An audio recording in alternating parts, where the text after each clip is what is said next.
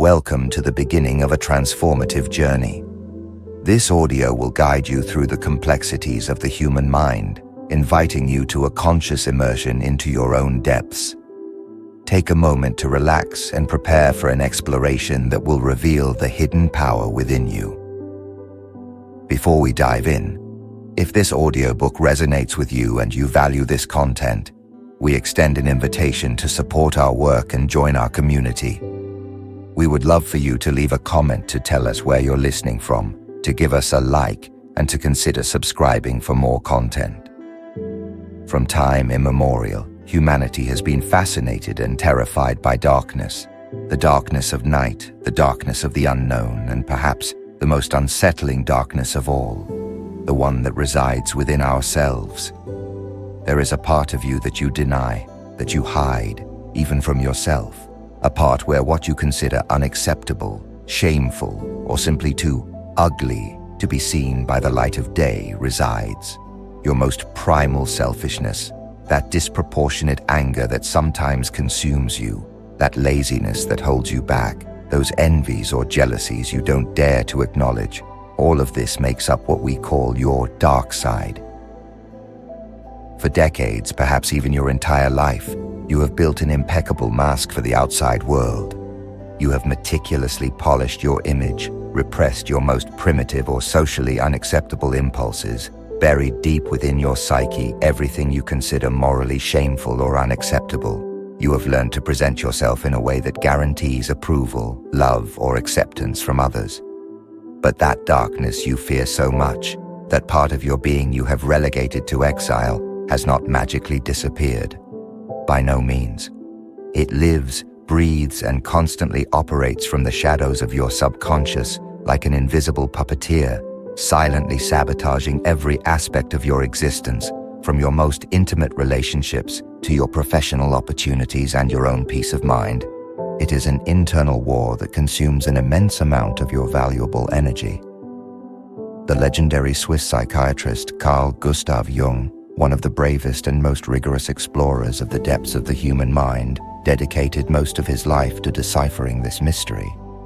He was not a mystic or a naive dreamer. He was a rigorous scientist, a doctor who worked with thousands of patients over 5 decades, immersing himself in the complexities of their psyches and, crucially, in his own. What Jung found, through tireless clinical observation and radical introspection, revolutionized forever our understanding of human nature and the path to wholeness. Jung discovered that most of us spend our entire lives actively fleeing from what he called the shadow dot. This shadow is that rejected and denied part of our personality, that psychological storehouse that contains everything we don't want to be, everything we consider undesirable or that we've been taught is bad. It is the antithesis of the idealized image we present to the world, our persona or social mask. However, herein lies Jung's most extraordinary and paradoxically most hopeful discovery. In that abyss we fear so much, in that darkness from which we desperately flee with immense energy, lies our purest gold, our greatest power, our most authentic source of creativity, and our deepest capacity for resilience. Think for a moment about the immense amount of psychic energy, vitality, and life force that you spend every day, consciously or unconsciously, keeping your dark side at bay. It's as if you had a powerful and rebellious prisoner locked in the basement of your mind, requiring constant guardians and uninterrupted vigilance to keep it contained. It's a perpetual internal war, a constant friction that drains precious resources that could be used to live a fuller and more expansive life. What would happen if instead of maintaining that perpetual and self-imposed internal war, you could release all that energy? What could you achieve if you no longer had to live with fear or shame of entire parts of yourself? The integration of the shadow promises something that very few teachings can offer, the opportunity to become a genuinely complete, radically authentic, and truly powerful person. It is the path to self-possession, to reclaiming the totality of who you are. Jung, in his scientific rigor, came to an irrefutable conclusion throughout his extensive career. Those individuals who have the moral courage to consciously descend into their own darkness, to face their shadow head-on, their most repressed and denied aspects, emerge transformed. They don't eliminate it, for that would be a childish fantasy and an impossible battle against one's own nature. Instead, they integrate it. They understand it. They domesticate it.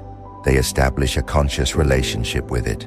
And in that act of supreme courage and radical self-acceptance, they reclaim entire parts of themselves that they had lost or shed decades ago, thus releasing an unprecedented source of power and vitality. This is not a comfortable invitation, I warn you from the outset. This is not an audiobook to passively listen to while seeking a quick fix or superficial comfort. It is, rather, a call to the most dangerous and at the same time, most rewarding adventure of your life, the journey back to your own wholeness. It is a call to the radical truth about who you truly are, beyond masks and expectations. Do you recognize, perhaps, these symptoms in your own life? The inexplicable moments when you find yourself sabotaging your own successes as if an invisible and mysterious force conspired against your best intentions and most diligent efforts. It seems that just when you are about to achieve something great, an internal force compels you to self-destruct. Those sudden and uncontrollable outbursts of anger that seemingly arise out of nowhere, disproportionate to the situation and destructive to your relationships, leaving you afterwards wondering with remorse, what demon possessed me? Why did I act like that? The compulsive and persistent tendency to judge other people with extreme harshness, to mercilessly criticize and vehemently point out precisely those flaws, vices, or behaviors that you most fear to acknowledge in yourself. It's as if your own shadow were projected onto others, and by judging them, you tried to distance yourself from your own darkness. And perhaps the most painful and corrosive of all, that persistent and insidious feeling of being a fraud, of living a lie. The constant worry that if the people around you truly knew who you are deep down, if they could see beyond the carefully constructed mask you present to the world, they would flee in terror, feeling deceived or disappointed.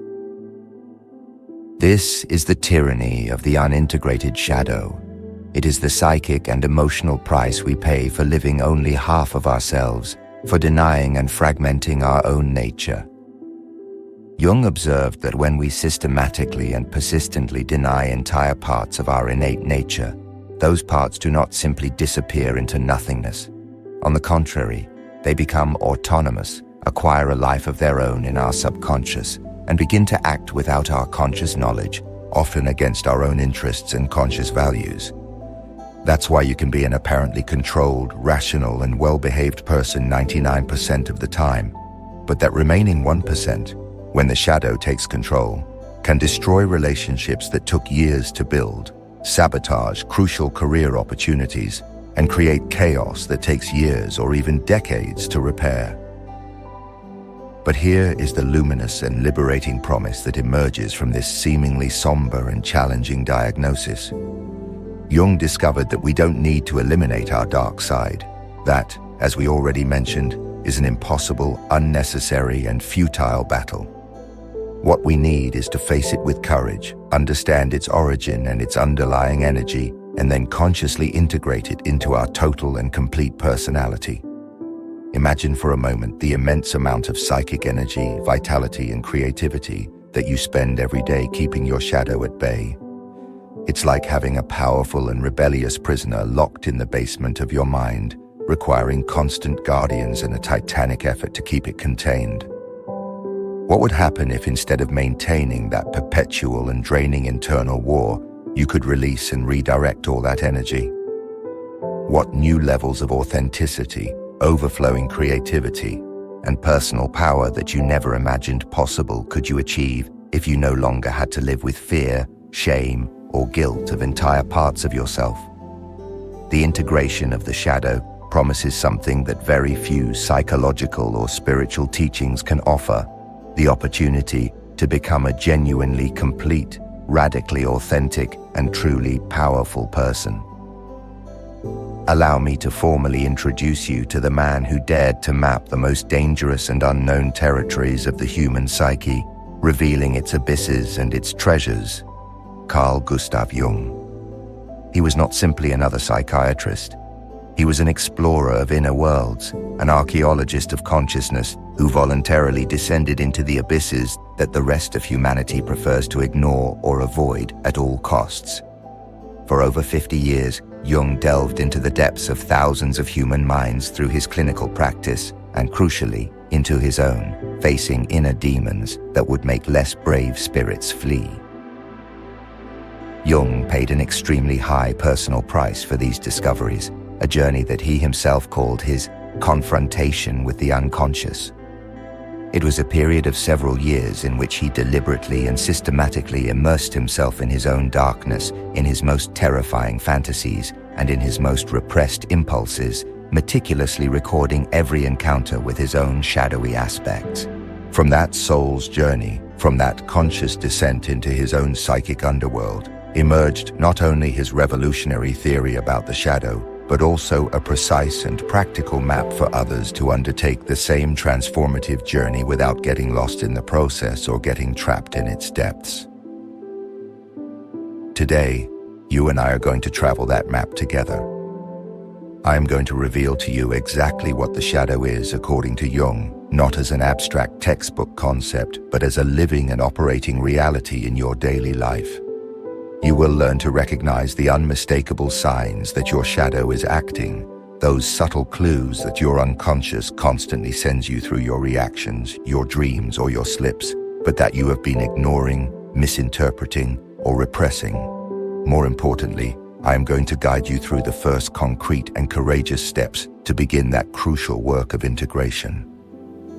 Jung developed specific techniques, methods proven over decades to make the unconscious conscious, to bring light into darkness without being destroyed by it.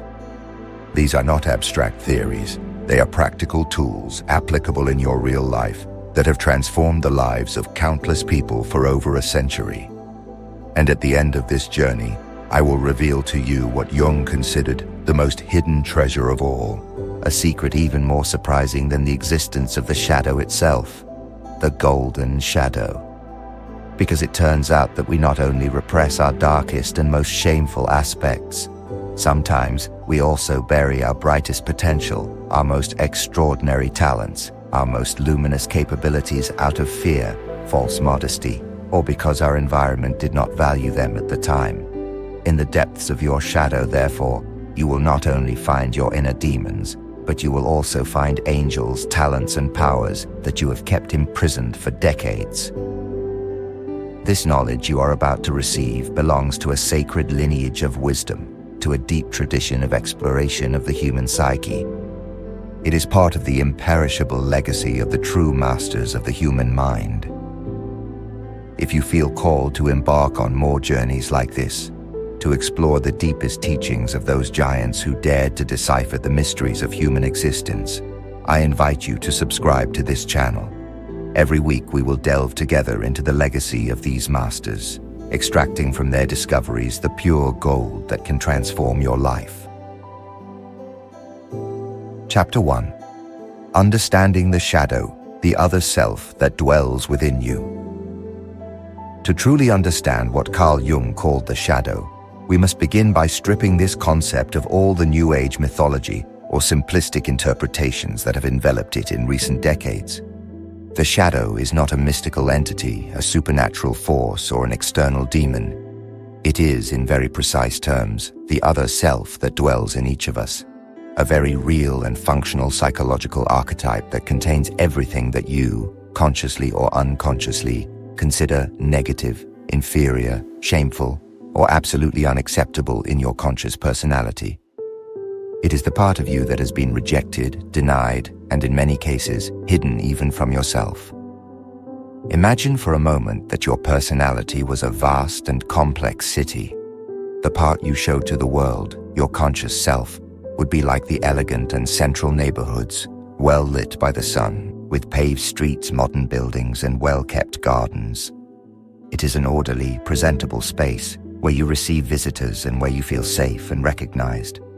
But like every city, yours also has its dark alleys, its slums, its underground or less visible sectors that official maps, those you show to others and to yourself, prefer to omit or ignore. The shadow is precisely that, the forbidden district, the hidden territory of your psyche, where all aspects of your nature that you have declared persona non grata in your conscious identity reside. It is the warehouse of everything we don't want to be, but which, nevertheless, forms an intrinsic part of our human composition. Jung discovered that the shadow is not born with us as an inherently evil force or a predestined component of personality. On the contrary, it forms gradually and inevitably during our childhood and adolescence through the crucial and universal process of socialization. Every child is born with a complete nature, with a total spectrum of innate capacities, for aggression and tenderness, for selfishness and generosity, for audacity and caution, for wild expression and self-control. However, very soon, family, school, religion, culture, and society in general begin to send clear and consistent messages about which aspects of that original nature are considered good, acceptable, or desirable, and which are bad, unacceptable, or undesirable. Good children don't get angry, you were perhaps told, stifling a natural expression of frustration or boundaries. Decent girls are not aggressive or assertive, establishing a pattern of passivity. Real men don't cry, repressing the expression of vulnerability and sadness. Only selfish people think of themselves first, teaching to neglect one's own needs. Excessive ambition is a sin, curbing the urge to achieve. Standing out too much is bad taste or arrogant, promoting mediocrity or false modesty. Each of these messages, seemingly harmless and well-intentioned from a social perspective, functioned like psychological scissors, cutting off entire pieces of your original nature and throwing them into the basement of your unconscious, into that forbidden district of the shadow. These aspects were not inherently evil. They were simply considered incompatible with the idealized image of the good child or the acceptable person that society expected of you. But here is the crucial aspect, the disturbing truth that Jung emphasized again and again in his writings and in his clinical practice. What is repressed never truly disappears. It doesn't evaporate into thin air or vanish into non-existence. It simply becomes unconscious. Those aspects of your personality that were declared unacceptable did not fade away. They went to live in the underground of your psyche, where, paradoxically, they continued to grow and develop, but now beyond the reach of your conscious control. That's why you can be an apparently calm and controlled person for years, or even decades, 99% of the time.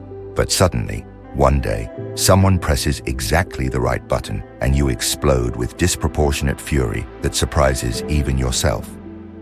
It's not that anger appeared out of nowhere. It was always there, living in your shadow, accumulating strength and autonomy in the darkness, waiting for an opportunity to manifest. Similarly, you may be a generous and altruistic person in most situations, always willing to help others, but then find yourself acting with a selfishness that leaves you feeling guilty, confused, and ashamed. That selfishness is also part of your original nature. By repressing and consciously denying it, you gave it an unconscious autonomy that allows it to act without your permission and without your supervision. It's like having an unwanted tenant in the basement who occasionally comes upstairs and wreaks havoc in the main living room without you noticing until the damage is already done. Jung observed that the shadow does not only contain impulses that society clearly classifies as negative or destructive. Often it also harbors aspects of our nature that were repressed, not because they were evil or harmful, but because they were incompatible with the expectations or values of our particular environment, or because they simply didn't fit the mask, or persona as he called it, that we built for the world. Your innate artistic creativity may be in the shadow if you grew up in a family that only valued and rewarded logical thinking, science, or engineering, considering art a distraction or an impractical profession. Your natural leadership, your ability to take initiative and guide others, may dwell in the shadows if you learned from an early age that obedient children shouldn't stand out, or if your brilliance threatened the authority of the adults around you. Your sensuality, your vitality, your capacity for physical pleasure, or your spontaneity may be deeply repressed if you grew up in an environment that considered pleasure sinful, shameful, or inappropriate. Even your own capacity for greatness, for extraordinary success, may reside in your shadow if at some point you learned that standing out too much would generate envy, rejection, or unsustainable pressure. The formation of the shadow is therefore both inevitable and necessary for social functioning. Jung did not suggest that we should raise children without limits or restrictions, allowing all their impulses to express themselves unfiltered. That would be a recipe for chaos and social anarchy. But he vehemently insisted that we must recognize the psychological price we pay for this civilization. The fragmentation of our original nature into an acceptable self, the persona, and a rejected self, the shadow. Most people live their entire adult lives without even recognizing the existence of their shadow. They develop what Jung called an identification with the persona. They become completely convinced that they are solely and exclusively their conscious and acceptable aspects. I am not an envious person, they tell themselves. I would never act out of spite or selfishness. I have no violent impulses or prejudices. This systematic denial does not eliminate these aspects. It simply makes them more powerful by stripping them of all conscious supervision, allowing them to operate from the darkness of the unconscious. And herein lies the tragedy that Jung observed in so many of his patients and in society in general. By denying the existence of their shadow, by projecting it onto the outside world, people paradoxically become vulnerable to being possessed or controlled by it. The inexplicable outbursts of anger that arise out of nowhere, the seemingly irrational acts of sabotage against one's own interests, the self-destructive decisions we make without knowing why, the hurtful comments we say and then regret, the harsh and disproportionate judgments we make towards others. All of these are manifestations of a shadow that operates without conscious supervision. That's why you can be an apparently controlled, rational, and well-behaved person 99% of the time, but that remaining 1%, when the shadow takes control, can destroy relationships that took years to build, sabotage crucial career opportunities, and create chaos that takes years or even decades to repair. But here is the luminous promise, the deeply hopeful truth that emerges from this seemingly somber and challenging diagnosis. Jung discovered that we don't need to eliminate our dark side. In fact, that would be an impossible, unnecessary, and ultimately harmful battle. What we need is to face it with courage, understand its origin and its underlying energy, and then consciously integrate it into our total and complete personality. Imagine for a moment the immense amount of psychic energy, vitality, and life force that you spend every day keeping your shadow at bay. It's as if you had a powerful and rebellious prisoner locked in the basement of your mind, requiring constant guardians and uninterrupted vigilance to keep it contained. It's a perpetual internal war, a constant friction that drains precious resources that could be used to live a fuller and more expansive life. What would happen if instead of maintaining that perpetual and self-imposed internal war, you could release and redirect all that energy? What new levels of authenticity, overflowing creativity, and personal power that you never imagined possible could you achieve if you no longer had to live with fear, shame, or guilt of entire parts of yourself? The integration of the shadow promises something that very few teachings can offer: the opportunity to become a genuinely complete, radically authentic, and truly powerful person. It is the path to self-possession, to reclaiming the totality of who you are. Chapter 2. The Imperative of Integration. Why facing your darkness is the path to light. Why would anyone in their right mind consciously encounter the darkest, most rejected, and most shameful aspects of their own nature? The answer to this question, which at first glance may seem counterintuitive, lies in one of the deepest and most transformative statements Carl Jung ever formulated. One does not become enlightened by imagining figures of light, but by making the darkness conscious. This phrase by Jung is not a mere poetic metaphor. It is the distillation of a fundamental psychological principle, an unshakable truth that he observed repeatedly in over 50 years of clinical practice and in his own personal experience. True enlightenment, genuine authenticity, real personal power and integrity are not achieved by accumulating more positive aspects in our visible personality, nor by repressing more deeply or vehemently denying the negative aspects. On the contrary, they are achieved by bringing into conscious light everything that has been hidden in the darkness of our unconscious, that psychological basement to which we relegate what is unacceptable. Allow me to explain this with an analogy that Jung himself frequently used to illustrate the structure of the human psyche. Imagine that your psyche, your complete mind, is like a multi-story house. The first floor represents your conscious personality, everything you know about yourself, everything you are willing to acknowledge, accept, and show to the world. It is a well-lit, orderly, presentable space where your daily identity lives. The second floor, we could say, houses your highest aspirations, your conscious ideals, your dreams, and your manifest values. But then, there is the basement. The basement is a completely different story. That's where you've been throwing, for decades of socialization and self-repression, everything you didn't want to see, didn't want to acknowledge, didn't want to be part of your conscious identity or your public image.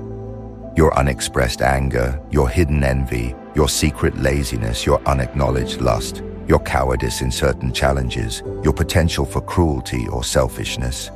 All that resides down there, accumulating dust and mold in the darkness, forgotten but not gone. Now you can spend years, even entire decades, living comfortably on the first floor of your psychological house, completely ignoring what's happening in the basement. You might tell yourself, what does it matter what's down there if I never go down to see it? As long as it doesn't bother me, it's not my problem. But Jung discovered something deeply unsettling. The disorder, rot, and emotional decomposition festering in the basement eventually begin to affect the foundations of the entire house. The odors of repression start to seep upward in subtle or obvious ways. The emotional pipes corrode. The foundations of your self-esteem and well-being progressively weaken. And one day, when you least expect it or when external pressure is too great, a part of the first floor of your conscious personality suddenly sinks, revealing for a terrifying moment the chaos that has been brewing in the depths of your unconscious. These are precisely the moments when you act completely out of character, in a way you don't even recognize as your own. These are the times when you say something cruel or hurtful that you never thought you'd say, or make a self-destructive decision that goes against all rational logic and your own best interests. These are those disproportionate emotional outbursts or inexplicable behaviors that leave you afterward wondering in astonishment, what happened to me? Why did I do that? Jung observed that the more energy and effort a person spent trying to keep the first floor of their personality perfect and impeccable while ignoring and denying the existence of the basement, the more fragile and vulnerable the entire structure of their psyche became. Patients who had built seemingly impeccable identities, the perfect father, the exemplary wife, the blameless and morally unimpeachable professional, suddenly crumbled spectacularly under the slightest pressure, as if their entire personality had been built on quicksand rather than a solid foundation. The logic of shadow integration is therefore a logic of structural stability and deep authenticity. Jung proposed that the only way to build a truly solid personality, an unshakable psyche capable of withstanding life's storms, is to consciously descend into the basement with a flashlight. That flashlight is the light of consciousness. Once there, one must begin the arduous but rewarding work of cleaning, organizing, and reclaiming the valuable space that had been abandoned and denied for decades. This process of confrontation and integration is not self-flagellation, it is an act of supreme courage and radical self-acceptance. But here comes the most fascinating and deeply transformative part of this process. Jung discovered that when people finally mustered the courage to consciously descend into their psychological basement, they didn't find only garbage, emotional waste, and negative aspects like anger or envy. They also found forgotten treasures, lost capacities, aspects of their nature that had been wrongly classified as negative or unacceptable, when in reality they contained tremendously valuable and vital energies for their wholeness. Let's take concrete examples of this revelation. Repressed anger. The anger you've been pushing into the basement, the anger that erupts in disproportionate and inappropriate outbursts, often contains the vital energy you need to set healthy boundaries in your life, to defend yourself from abuse, to say no when necessary, or to fight for what you consider just and valuable. The problem isn't the energy of anger itself, but its distorted expression due to repression. Laziness. The laziness you condemn in yourself or others may actually be a deep wisdom of your body and psyche that knows when it's absolutely necessary to rest, recover, and renew your energies, instead of maintaining an unsustainable pace of constant, exhausting activity. Apparent selfishness. The selfish impulse you are so ashamed of can be, in its pure form, the essential and vital ability to take care of yourself, to put your own needs first when appropriate, without which it is impossible to genuinely and sustainably care for others without burning out. Arrogance. What you have labeled as arrogance in yourself or others can often be a legitimate and healthy confidence in your own abilities, a self-assertion that was misinterpreted or suppressed by an environment that preferred false modesty or submission. The tendency to judge harshly.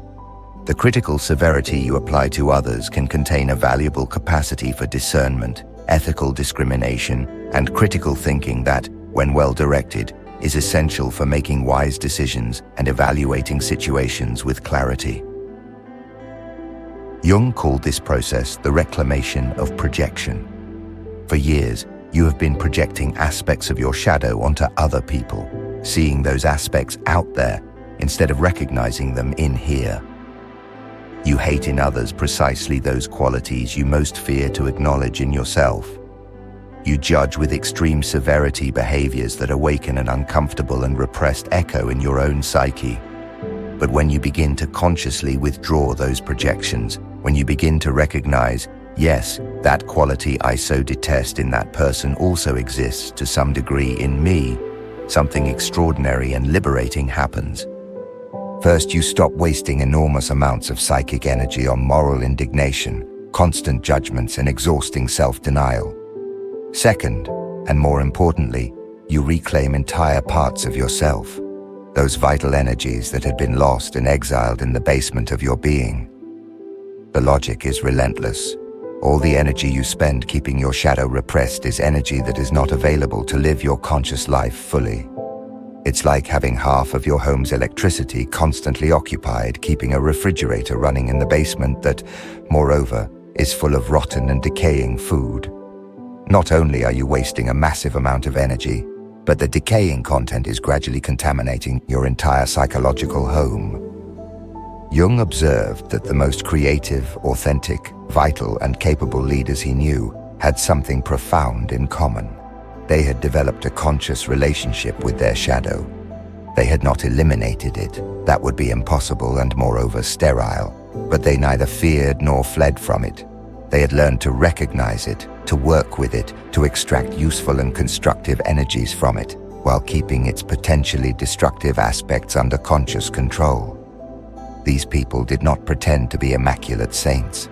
They did not spend energy trying to convince the world or themselves that they were solely light and goodness.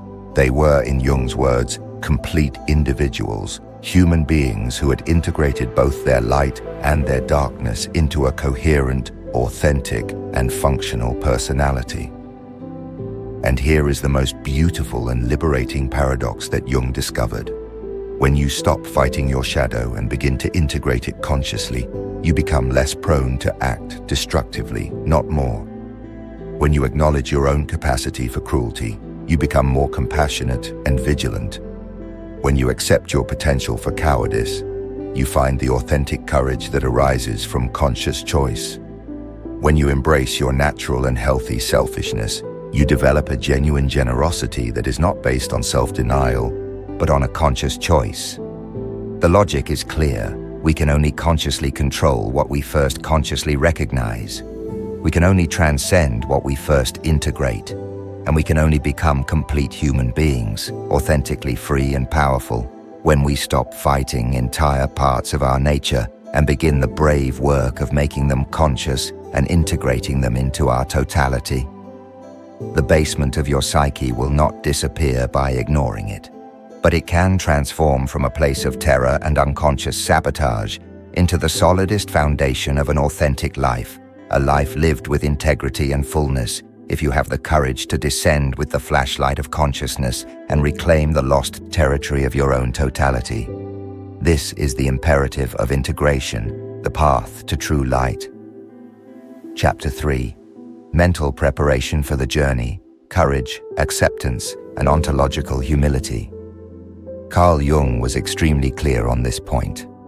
Working with the shadow is not for the faint-hearted or for those seeking easy consolations or superficial solutions. It requires of you the scarcest and most valuable resource in the arsenal of personal growth, authentic moral courage. I'm not talking about physical courage, the kind needed to face external dangers like a wild animal or a combat situation. I'm referring to that rarer, deeper, and often more precious form of bravery. The willingness to look at yourself in the mirror of consciousness with an honesty so brutal, so ruthless, so unfiltered, that most people would prefer to face any external enemy rather than contemplate what they might find in the depths of their own psyche. The moral courage that Jung demands is the ability to hold your gaze when you come face to face with aspects of your nature that you have preferred to deny exist. It is the inner strength to recognize without faltering, without fleeing, and without justifying, that you are capable of cruelties you have condemned in others, of cowardice you have despised, of selfishness you have judged harshly when you have observed them in the outside world. But here is the crucial aspect that distinguishes true Jungian work from psychological flagellation or self-flagellation. The goal is not to condemn yourself for what you discover in your shadow. It is not an exercise in self-punishment or an invitation to self-hatred. It is instead an act of scientific, clinical, almost forensic recognition. You must develop the ability to observe your own shadowy aspects with the same dispassionate objectivity with which an archaeologist examines the fragments of an ancient civilization, or a scientist observes a sample under a microscope.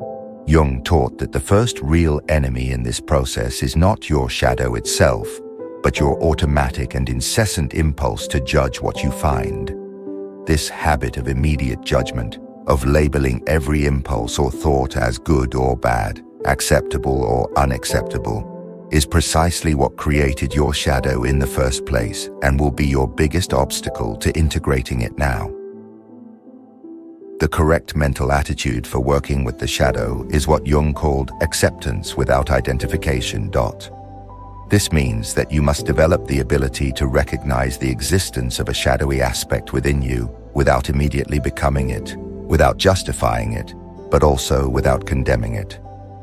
It is a position of conscious observation that requires considerable emotional maturity and a well-disciplined mind. Imagine you are exploring a deep, unknown cave. You carry a flashlight that illuminates fragments of the terrain. If every time your flashlight illuminates something that seems unpleasant to you, a cobweb, a bat, a puddle of mud, you scream, flinch, and run away in terror, you will never be able to fully map the territory of the cave. But if you can hold the flashlight steady, observe what you find with scientific curiosity, mentally record it, and continue moving forward without panic, you will eventually be able to create a complete and comprehensive map of the entire cave system. Your shadow is that cave. Your consciousness is the flashlight. The key phrase that must resonate in your mind throughout this process of exploration and recognition is deceptively simple, yet profoundly transformative. I also am that. When you observe the arrogance in another person that deeply irritates you, The internal phrase must be, "I also am that." When you see in someone else the selfishness you so criticize and that fills you with indignation, the phrase is, "I also am that." When you witness the cowardice you so despise, the phrase is, "I also am that." This is not a confession of guilt in the traditional sense, nor an admission of moral defeat.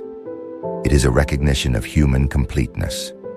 It is the unconditional acceptance that you, like every human being, contain within yourself the full spectrum of human possibilities, from the most noble and altruistic to the most despicable and destructive. The difference between you and those who act in destructive ways is not that you lack destructive impulses. It is that until now, you have managed to keep them under control, either consciously or more often, unconsciously through repression. But if you do not recognize them consciously, you will not be able to exercise authentic control over them. Jung observed a disturbing paradox. The people who offered the greatest resistance, the most vehement denial, to recognizing their shadow were precisely those who, ultimately, were most dangerously controlled by it. The absolute denial of the capacity for cruelty often precedes acts of extraordinary cruelty that astound the perpetrator. The fanatical insistence on one's own moral purity frequently precedes spectacular falls from grace and public scandals that reveal a double life. On the contrary, those individuals who develop the courage to honestly recognize, yes, within me there exists the capacity for envy, for revenge, for meanness, paradoxically became less prone to act from those impulses. Conscious recognition created conscious supervision. Acceptance without identification allowed control without repression. This process also requires what Jung called ontological humility. This is not a feeling of inferiority, but the deep recognition that you are not morally superior to any other human being simply by having repressed certain impulses. It's not that all human beings are equally developed or equally conscious, but that we all share the same fundamental nature, with the same inherent potentialities for light and for darkness. When you can look at a criminal, a liar, a coward, and honestly recognize without justifying, under certain circumstances, with a certain personal history, and with certain psychological pressure, I too could have acted that way, you have reached the proper mental state for working with the shadow. You are not justifying those behaviors or normalizing them. You are recognizing the universality of human nature and the inherent fragility of the human condition. This humility is what allows for true compassion, both towards oneself and towards others. This mental preparation is absolutely crucial because, without it, working with the shadow quickly becomes one of two equally dangerous things, and both are traps that nullify all progress. Either a sophisticated and torturous form of psychological self-torture, where one endlessly judges and condemns oneself for inner discoveries, or an empty intellectual rationalization for destructive behaviors, where the concepts of the shadow are used as an excuse for selfishness or irresponsibility. Authentic moral courage, combined with acceptance without identification and ontological humility, will allow you to wisely navigate between these two extremes, maintaining a position of conscious observation that is both compassionate and discriminating, accepting and responsible. Chapter 4. The Mirror of Projection, the Royal Road to Identifying Your Personal Shadow. The first of these techniques, and often the most revealing and accessible for most people, is what Jung called the mirror of projection. Surprisingly, the most effective and direct way to identify your personal shadow does not require years of complex analysis or esoteric techniques. It simply requires you to pay systematic and honest attention to your emotional reactions towards other people.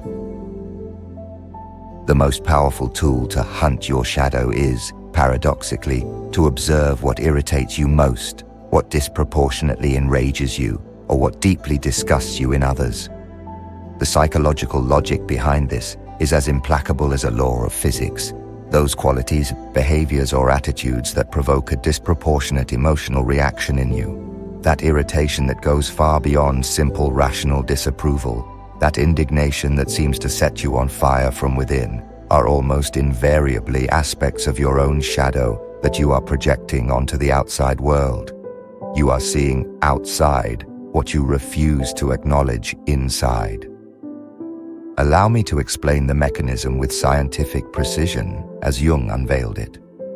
When you repress an aspect of your nature, be it an aggressive impulse, a selfish tendency, a vein of vanity, or a desire to control, and send it to the forced exile of your shadow, that aspect does not disappear. On the contrary, it becomes what Jung called autonomous. It acquires a life of its own, independent of your conscious control, in the depths of your unconscious. And one of the main ways this autonomous aspect manifests and influences you is through projection. Your mind, unable to consciously contain that quality, attributes it to other people. You begin to see that repressed quality in them with astonishing clarity and emotional intensity that goes far beyond what the objective situation would justify.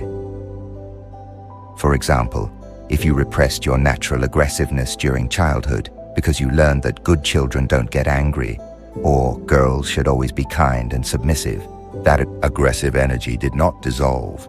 It went to live in your shadow, where it accumulated and became a kind of autonomous inner critic or a psychic time bomb.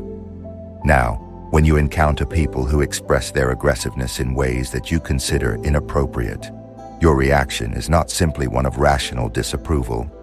It is one of visceral indignation, disproportionate irritation, furious moral judgment, because those people are doing what a repressed and hungry part of you would also like to do, but consciously does not allow itself.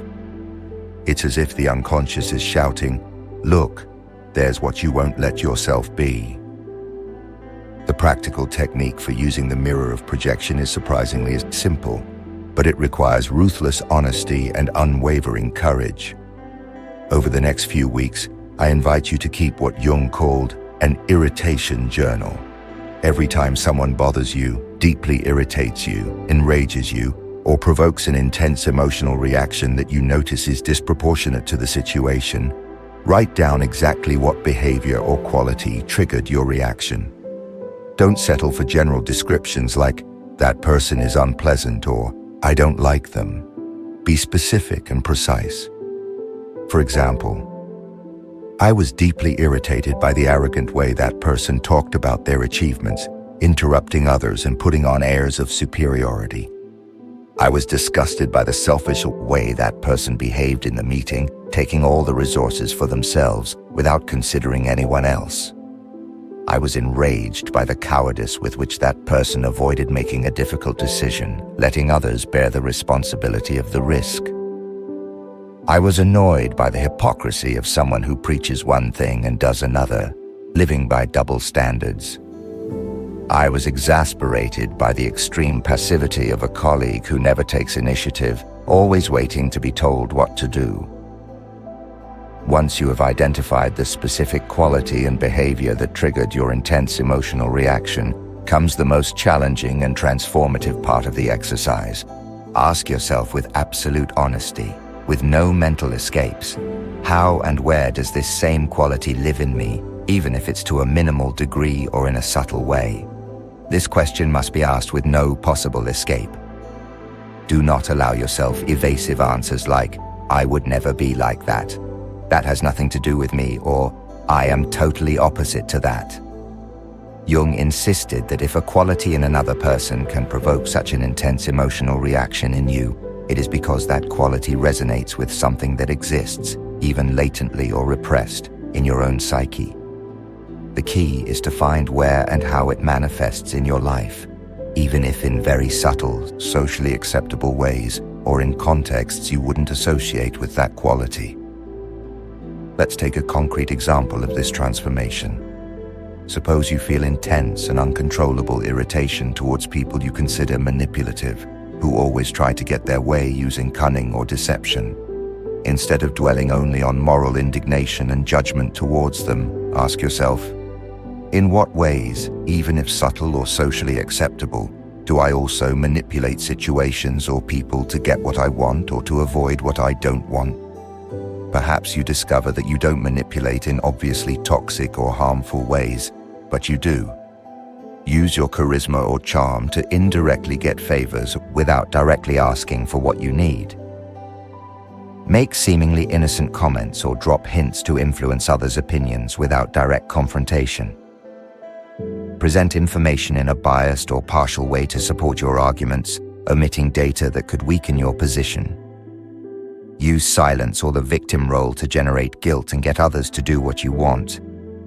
Subtly control situations to feel secure without realizing it's a form of environmental manipulation. The goal of this exercise is not to equate your behavior with that of the person who intensely irritated you. It's not to say that you are as manipulative as that person, and it is to recognize that the seed of that quality, the capacity for that action, also exists in you, even if it manifests in different, softer, or more socially acceptable ways. Recognizing the seed allows you to understand the full capacity. This understanding has an immediate and profound transformative effect. The emotional intensity of your irritation towards that person dramatically decreases. You are no longer fighting an external projected enemy. You are recognizing and beginning to understand an aspect of your own nature. Jung observed that people who systematically practiced this exercise experienced two profound and liberating changes. First, they became much less emotionally reactive to the behavior of others, as the emotional burden of projection dissolved. Second, they began to develop genuine compassion, both towards themselves and towards others, based on the honest recognition of shared human nature and the complexity that resides in each individual. They understood that the shadow is universal, the shadow and collective consciousness. It is important to recognize that the projection of the shadow is not only an individual phenomenon, it also operates at a collective level, influencing our societies, our politics, and our international relations. Prejudices, scapegoating, and the demonization of the other are massive manifestations of the projected shadow. When a society or a group denies its own dark aspects, its capacity for aggression, oppression, greed, or manipulation, it projects those qualities onto an external enemy, another nation, an ethnic minority, a different political group. In doing so, they feel pure and justified in their hatred or aggression toward the outside. Media, propaganda, and social networks amplify these collective projections, creating a distorted view of the world where we are good and they are bad. This, according to Jung, is the collective shadow in action, and it is the root of many conflicts, wars, and acts of inhumanity. The work of shadow integration, therefore, is not only an act of personal growth but also an act of social responsibility. When enough individuals integrate their own shadow, collective projection diminishes, and societies can begin to see others with greater objectivity and compassion, recognizing shared humanity beyond superficial differences, challenges, and precautions. When using the mirror of projection, although this technique is powerful, it is not without challenges and requires precautions. Avoid self-condemnation. The goal is not to feel guilty or ashamed of what you discover. It is to recognize. Remember, acceptance without identification. You recognize that the capacity exists, not that you are intrinsically bad. Distinguish between capacity and action. Recognizing that you have the capacity for envy does not mean that you are an envious person, nor that you should act from it. It means that if you are not conscious of that capacity, it could manifest unconsciously. Recognition gives you the option to choose not to act from that impulse. The shadow does not justify bad behavior. If you recognize that you act selfishly, the shadow work is not to justify it by saying, "It's my shadow." It is to recognize it and then consciously choose a more integrated and constructive way to satisfy the underlying need. For example, healthy self-care. Do not project your shadow onto the shadow. Avoid judging the existence of your own shadow as something bad or inferior. It is simply a part of your nature shaped by your history. Patience and persistence. The shadow is a vast territory. Don't expect to discover everything in a week. This is a continuous process of self-knowledge. Each layer you integrate will allow you to see a new one. The Irritation Journal and the practice of the mirror of projection are accessible tools for anyone willing to embark on this courageous inner journey. By observing what bothers you most in the outside world, you are receiving direct maps to the depths of your own being. It is a path toward greater authenticity, freedom from automatic reactions, and deeper compassion, both for yourself and for humanity in general. Consciousness is the flashlight that illuminates the shadows, and in doing so, we reclaim parts of ourselves that we thought were lost. Chapter 5. The Nightly Messengers, Dream Analysis as a Guide to the Shadow. Now we delve into another fundamental pathway that Carl Jung considered the royal road to the unconscious: dream analysis. Within the vast and enigmatic territory of dreams, figures representing our shadow appear with a regularity and clarity that can be extraordinarily revealing for those who know how to interpret them. For Jung, dreams were not mere waste products of brain activity or meaningless fantasies. They were direct messages from the unconscious, symbolic communications that our psyche sends us to compensate for imbalances in consciousness, to point out areas of growth, or crucially, to reveal aspects of our personality that we have repressed and relegated to the shadow. To ignore dreams for Jung was to ignore the deepest and wisest voice of our own being. Jung developed very specific criteria to identify shadow figures in dreams, distinguishing them from other archetypes or dream characters. Typically, the shadow appears as a figure of the same sex as the dreamer and often possesses characteristics or qualities that the dreamer finds threatening, repulsive, unsettling, or morally questionable in waking life. It can manifest as a thief pursuing the dreamer, a murderer threatening them, a dark and unknown figure dwelling in basements, sewers, or underground places, or simply someone doing things that the dreamer considers morally reprehensible, unacceptable, or socially forbidden.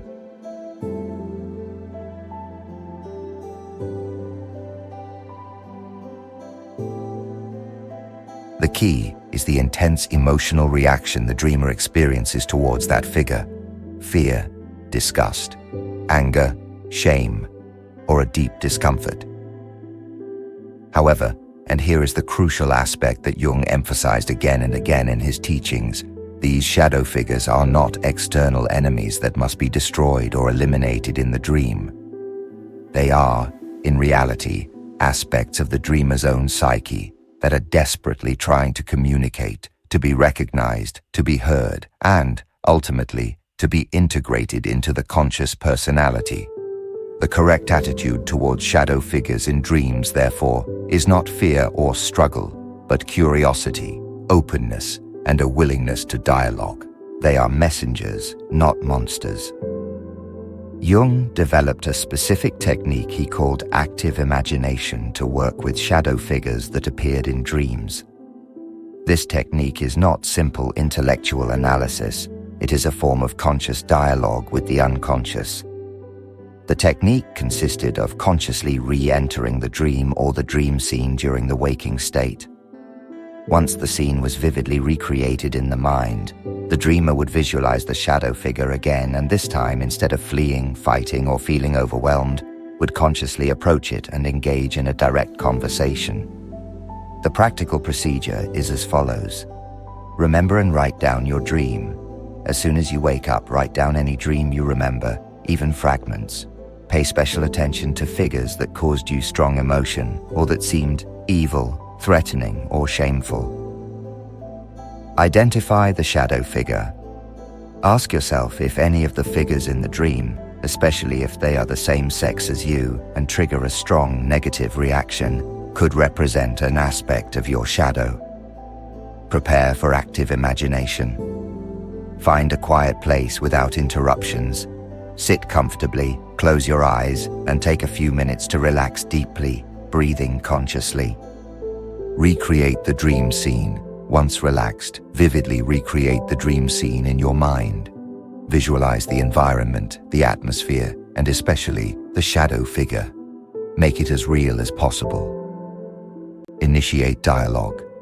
This time, instead of fleeing from the figure or fighting it, Approach consciously and with an attitude of openness and curiosity. Ask it directly. Who are you? What do you want from me? What aspect of me do you represent? What message do you bring for my consciousness? The key is to maintain an attitude of genuine respect and curiosity, without judging the responses that arise, no matter how uncomfortable or strange they may seem. Don't be surprised if the figure responds, whether with words, images, gestures, or a feeling. Record the dialogue. Once the dialogue concludes, or if you feel you have gained a revelation, write it down immediately in your dream journal. Reflect on what the figure told you and how it might relate to aspects of your waking life that you have been denying or repressing. Often, shadow figures in dreams, through this conscious dialogue, reveal that they represent energies or capacities that we have repressed, but that could be tremendously valuable if we integrated them consciously. For example, if you repeatedly dream of an aggressive and threatening figure, that figure might represent not only your repressed capacity for destructive aggression, but also your equally repressed capacity for healthy assertiveness, for setting clear boundaries, for defending yourself from abuse, or for fighting with determination for what you consider just and valuable. The dream is not trying to turn you into a violent person. It is trying to give you back access to a vital and necessary energy that you have buried, an energy you need to live fully, to assert yourself, and to protect yourself. Jung also paid special attention to dreams in which the dreamer behaved in ways they found morally reprehensible or completely out of character in waking life. For example, dreams in which you lie, steal, betray someone close, act with inexplicable cruelty, or behave with a cowardice that you would despise in real life. These dreams, although often disturbing and generating shame upon waking, are actually direct gifts from your unconscious. They are showing you, unfiltered, exactly what aspects of your nature have been repressed with such force that they have exiled themselves to the shadow. The typical reaction to these dreams is one of horror or disgust. What a terrible nightmare. I would never do something like that. But Jung taught a completely different perspective. These dreams are golden opportunities for self-knowledge and integration. They are your psyche telling you, look, this capacity, this impulse also exists in you. Not so that you act it out destructively in real life, but so that you recognize it, accept it, and consciously integrate it. Only then can you manage it and choose not to act from that place. A tremendously powerful practical exercise for working with the shadow through dreams is to keep a dream journal specifically focused on shadow figures and behaviors. Every morning upon waking, immediately write down any dream you remember, even fragments. Pay special attention to figures of the same sex that seem threatening, repulsive, or morally questionable. Your own behaviors in the dream that made you feel guilty, ashamed, or uncomfortable. Intense emotions of fear, anger, or disgust that you experience towards other dream characters. Scenarios involving basements, dark places, sewers, or situations you consider forbidden or taboo. After writing down the dream, ask yourself reflective questions such as, if this figure or this dream behavior represents an aspect of my own psyche, what quality, impulse, or energy might it be trying to show me? Or, what aspect of my nature have I been denying or repressing that might be seeking recognition or integration? By committing to this practice, you will begin to see patterns and understand the symbolic language of your own unconscious. Dreams are a continuous dialogue with your deepest self, and by learning to listen to them, you open an invaluable channel for self-knowledge and the integration of the shadow. Consciousness expands by bringing light to what was once hidden in dream darkness. Chapter 6. When the shadow takes control, observing your lapses and outbursts. It's time to pay meticulous attention to those moments when you act completely out of character, to those inexplicable lapses and to those disproportionate outbursts that leave you wondering, what happened to me? Jung called these episodes possessions by the shadow. They are not simple anomalies, or meaningless signs of character weakness. They are, in reality, direct and often dramatic windows into the content of your personal shadow. These are moments when the repressed, denied, and unintegrated aspects of your personality temporarily take control of your consciousness and act without your conscious supervision. It's as if the tenant in the basement we talked about in Chapter 2 suddenly came upstairs into the living room and started destroying the furniture without your permission. These episodes are not inexplicable. They are your shadow, desperate to be seen, to be recognized, acting in exaggerated or destructive ways because its energies have been denied for so long that they now express themselves in distorted and uncontrolled forms. They are an alarm signal, a cry for help from your own unconscious. The practical technique for using these moments as tools for self-knowledge requires you to develop what Jung called retrospective, non-judgmental observation. Every time you have one of these episodes, every time you act in a way that later leaves you perplexed or wondering, what possessed me? Take it as an invaluable opportunity for psychological investigation rather than as a reason for self-recrimination, shame, or guilt. The specific procedure is as follows. Identify the specific trigger. As soon as you realize that you've just had an outburst, a lapse, or acted in a way that surprises you, mentally rewind a few moments. What exactly happened just before you lost control? Don't settle for general explanations like, I was stressed or I had a bad day. Be precise.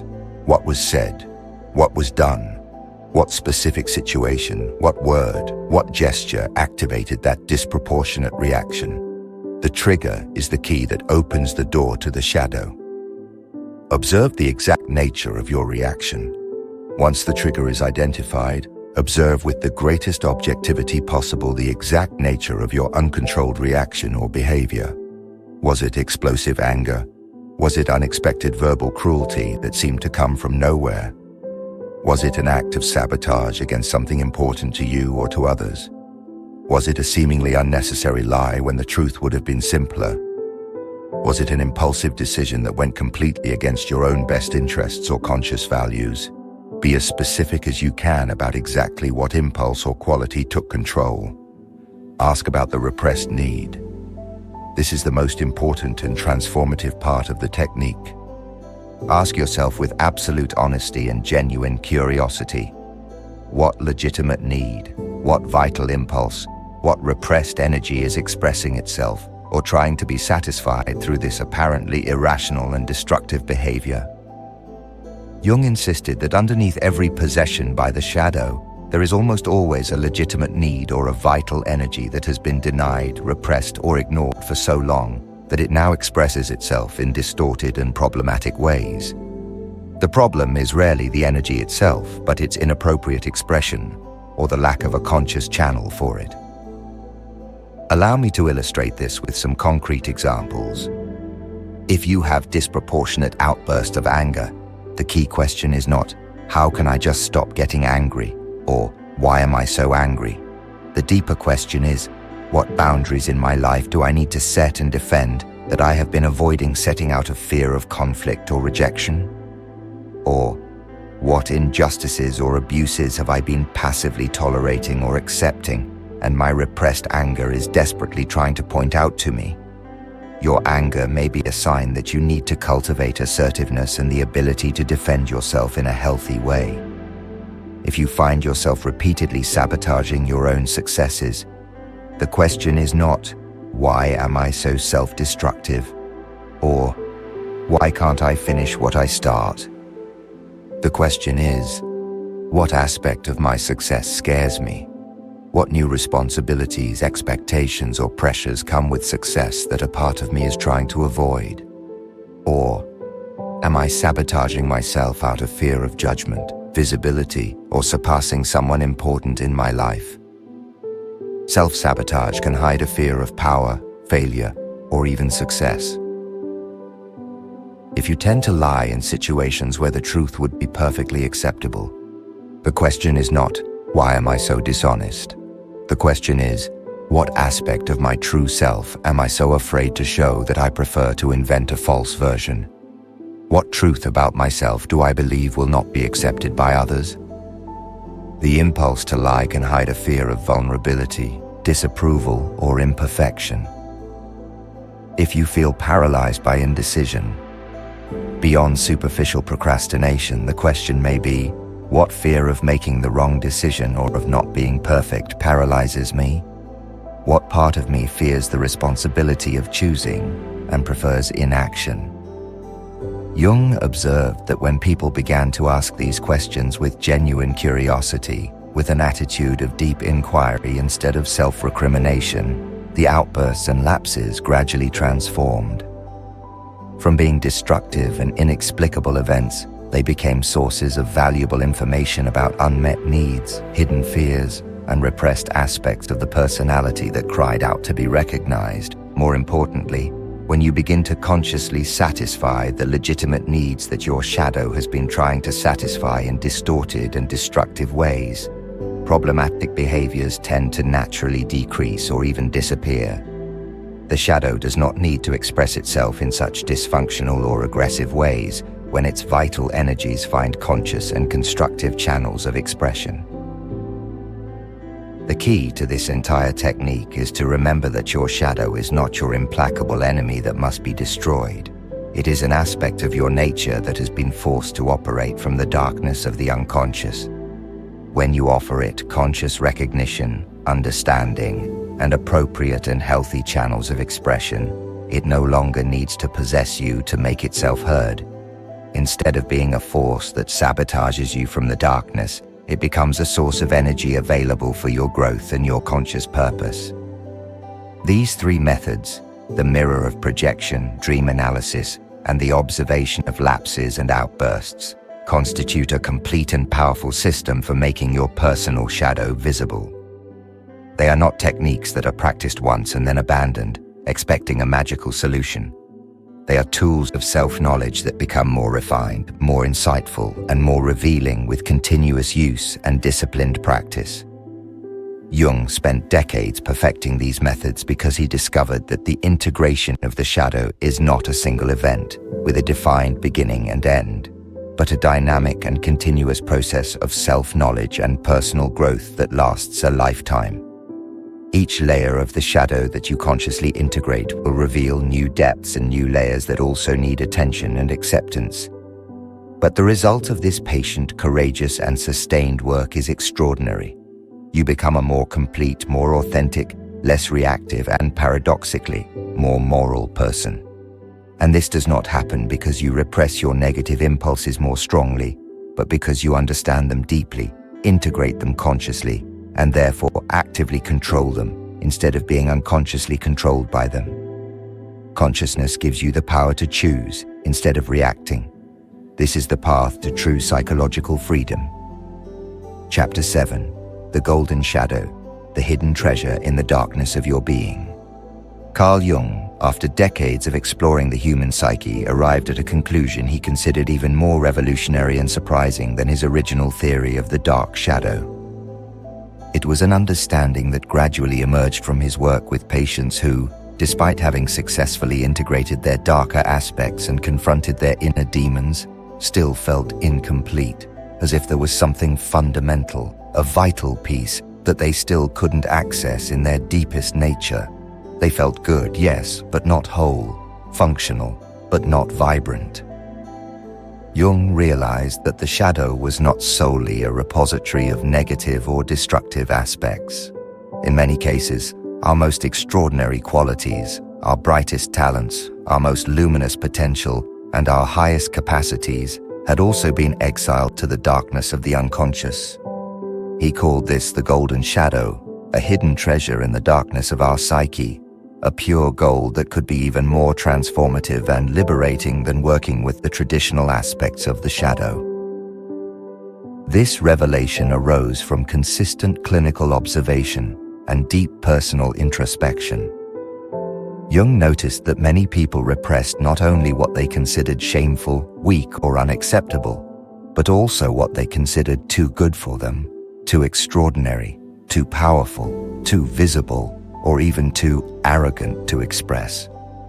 During childhood and adolescence, in the process of socialization, we not only learn to hide our aggressive or selfish tendencies, we also learn, subtly or explicitly, to suppress our natural brilliance. This happens when that brilliance seems to threaten the family, social, or cultural balance in which we grow, or when it is simply not valued or recognized by our environment.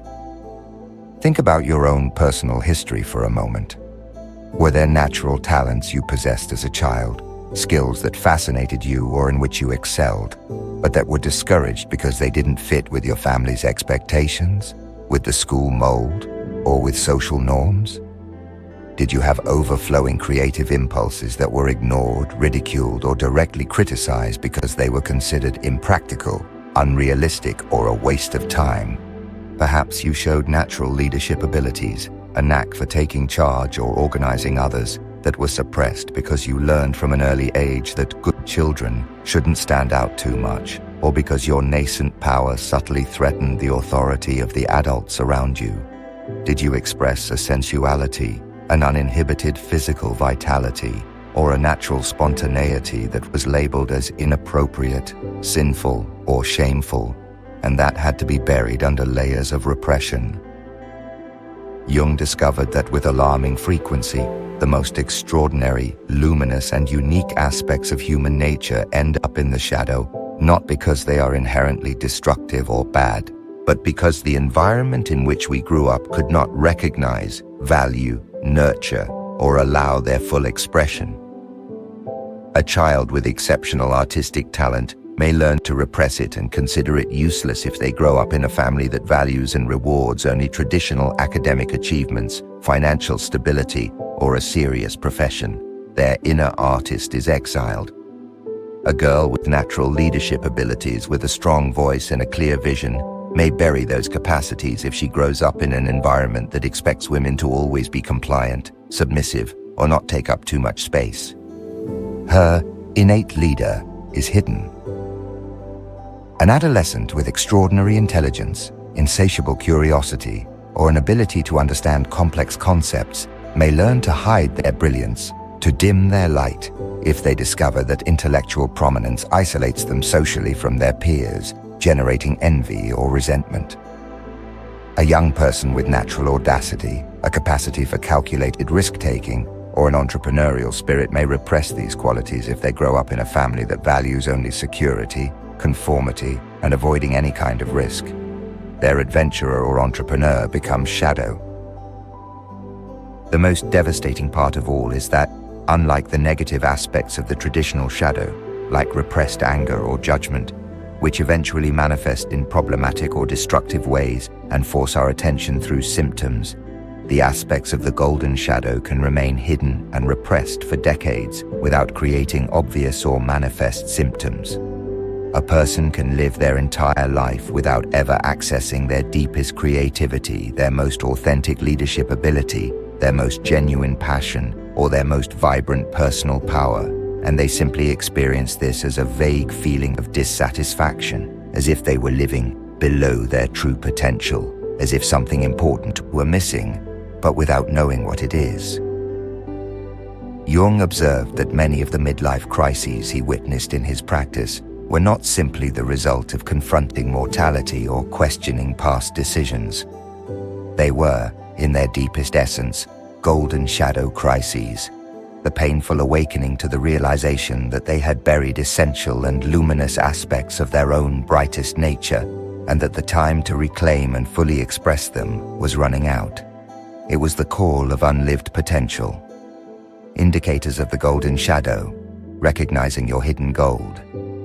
Jung developed specific criteria to identify when positive and luminous aspects of personality had been paradoxically relegated to the shadow. Pay attention to these signs in your own life.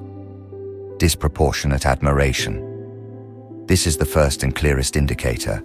Just as we project the negative aspects of our shadow onto others and disproportionately hate or criticize them, we also project aspects of our golden shadow and admire them with an intensity that goes far beyond rational appreciation. That intense and almost obsessive fascination you feel towards certain artists, leaders, entrepreneurs, scientists, speakers, or anyone who is fully expressing capacities that you, deep down, wish you had or believe you lack, often indicates that those capacities already exist within you, but have been repressed and remain in your golden shadow. Jung taught that we should pay special attention to our secret heroes, or to those people whose lives or achievements inspire us with an emotional intensity that we cannot fully explain.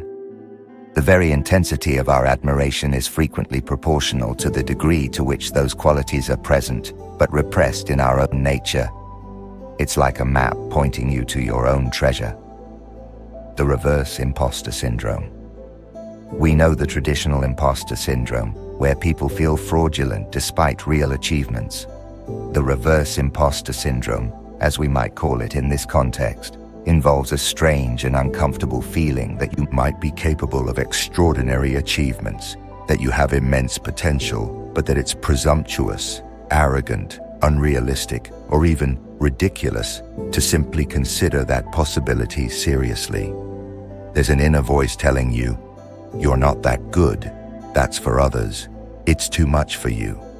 It's the golden shadow defending itself from being discovered, revealing dreams of repressed greatness. Jung observed that people with a significant golden shadow often reported recurrent or very vivid dreams in which they found themselves playing leadership roles, creating extraordinary works of art, receiving massive recognition, exhibiting oratorical or intellectual capabilities that in waking life they considered completely beyond their reach or comfort zone. These dreams were not simply compensatory fantasies for a mundane life. They were direct and clear messages from their unconscious about real potentials, latent capacities that had been repressed and that now seek a way to express themselves. They are your psyche showing you your denied greatness.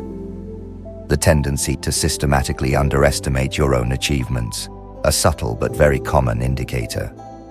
Jung noticed that people with significant golden shadow aspects developed an almost artistic ability to minimize their own talents, skills, and successes.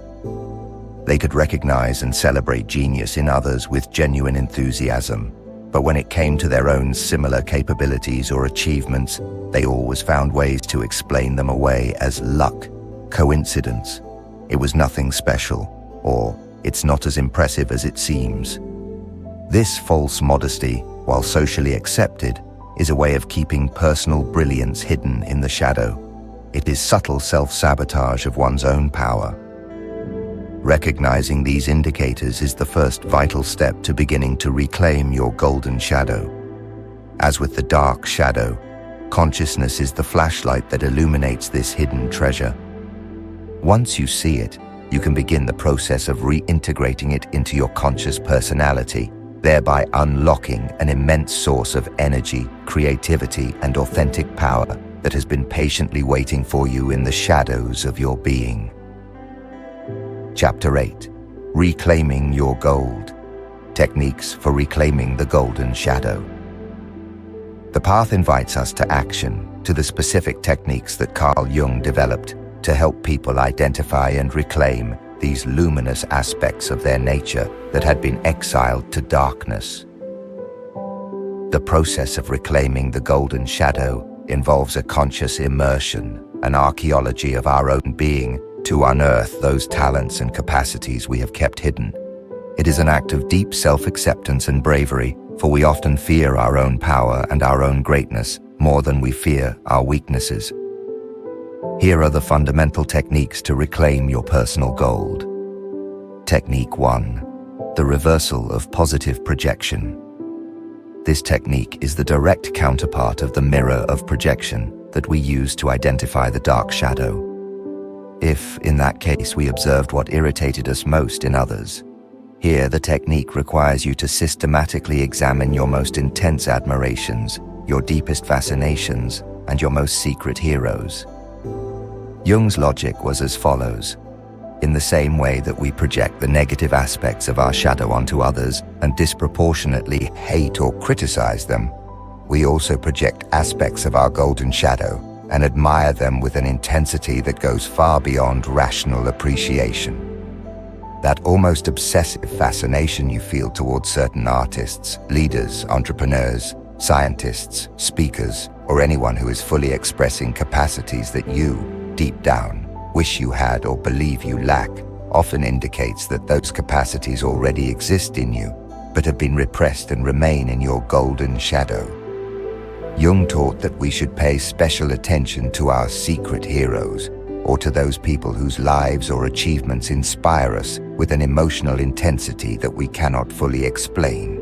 The very intensity of our admiration is frequently proportional to the degree to which those qualities are present but repressed in our own nature. It's like a map pointing you to your own treasure. The practical process of positive projection reversal requires you to ask yourself honest and penetrating questions. Identify your most intense heroes and admirations. Think of people, known or unknown, historical or contemporary, whose lives, achievements, or qualities inspire you with a particularly strong emotion. This is not just superficial admiration. It's about that fascination that makes you say, "Wow, I wish I could do that," or "He/she is exactly what I'd like to be." Make a list of at least 5 of these people. Dissect the admiration. For each person on your list, go beyond vague admiration. Identify exactly what specific qualities fascinate you or contributed to their success or their impact on the world. Don't just say, "They're successful." Say, "Is it their audacity to take calculated risks? Is it their ability to communicate complex ideas simply and passionately? Is it their unwavering persistence in the face of adversity? Is it their ability to inspire and mobilize others? Is it their limitless creativity? Is it their iron discipline?" Be as specific and concrete as possible. The crucial question: where and how does this quality exist in me? Once you have identified the specific quality, ask yourself the most important and transformative question. Where and how has this same quality manifested in my own life, even in small, incipient ways, in different contexts, or in situations I have considered unimportant or insignificant? This question must be asked with an open mind, without judgment, and without allowing excuses. If you feel an intense fascination for a quality in another, it is very likely that that seed already exists in you, waiting to be recognized and cultivated. If you admire someone's audacity, ask yourself, when was I audacious in my life, even in something small? When did I take a calculated risk? Are there areas where that audacity is waiting to be unleashed?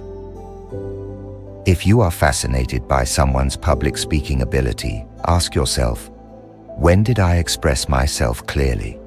When did I manage to convince someone of something? Is there a strong voice within me that I have silenced? If you admire creativity, think, when did I feel immersed in a creative process?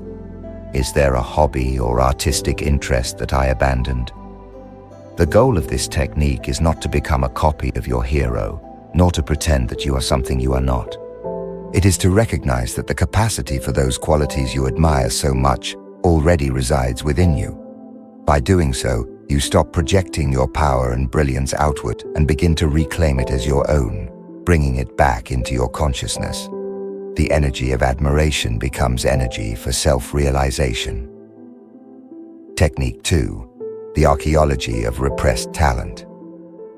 This practice invites you to be the archaeologist of your own personal history, seeking and unearthing the talents, interests, and natural capacities that you exhibited during your childhood and adolescence, but which were gradually abandoned, suppressed, or repressed due to explicit or implicit messages from your environment. Jung suggested creating a detailed timeline of your first 20 or 25 years of life, paying special attention to activities that completely absorbed you. What did you do as a child or teenager that made you lose track of time? What games, hobbies, or activities completely immersed you, where you felt spontaneous joy and flow? Often these are indicators of natural talents. Praises or recognition received. What praises or recognition did you receive for specific skills? Pay special attention to those that, although positive, made you feel uncomfortable or ashamed, or that your parents, teachers minimized. Sometimes, we are taught that modesty is more important than recognizing one's own brilliance. Childhood, adolescent dreams, or ambitions. What did you dream of being or doing when you were little? What ambitions did you have that were later discouraged as unrealistic, impractical, or too risky by your parents, teachers, or society? Moments of genuine power or creativity. When did you feel genuinely powerful, creative, ingenious, or exceptional? When did you have a moment of genius or a brilliant idea, perhaps followed by a message or situation that made you repress those feelings or capacities? Abandoned talents or interests. Were there talents or interests that you developed or were passionate about, and that you abandoned not due to lack of skill or real interest, but due to social or family pressure, fear of judgment, or because they didn't fit the mold expected of you? By performing this archaeology, you may discover artistic abilities, a capacity for leadership, a scientific curiosity, an audacity to explore, a deep empathy, or great intelligence that you haven't used in decades because you sent them to your golden shadow. Recognizing them is the first step to reclaiming them. Technique 3. Controlled experimentation with greatness. Once you have identified aspects of your golden shadow through projection and archaeology, the next challenge is to begin expressing them.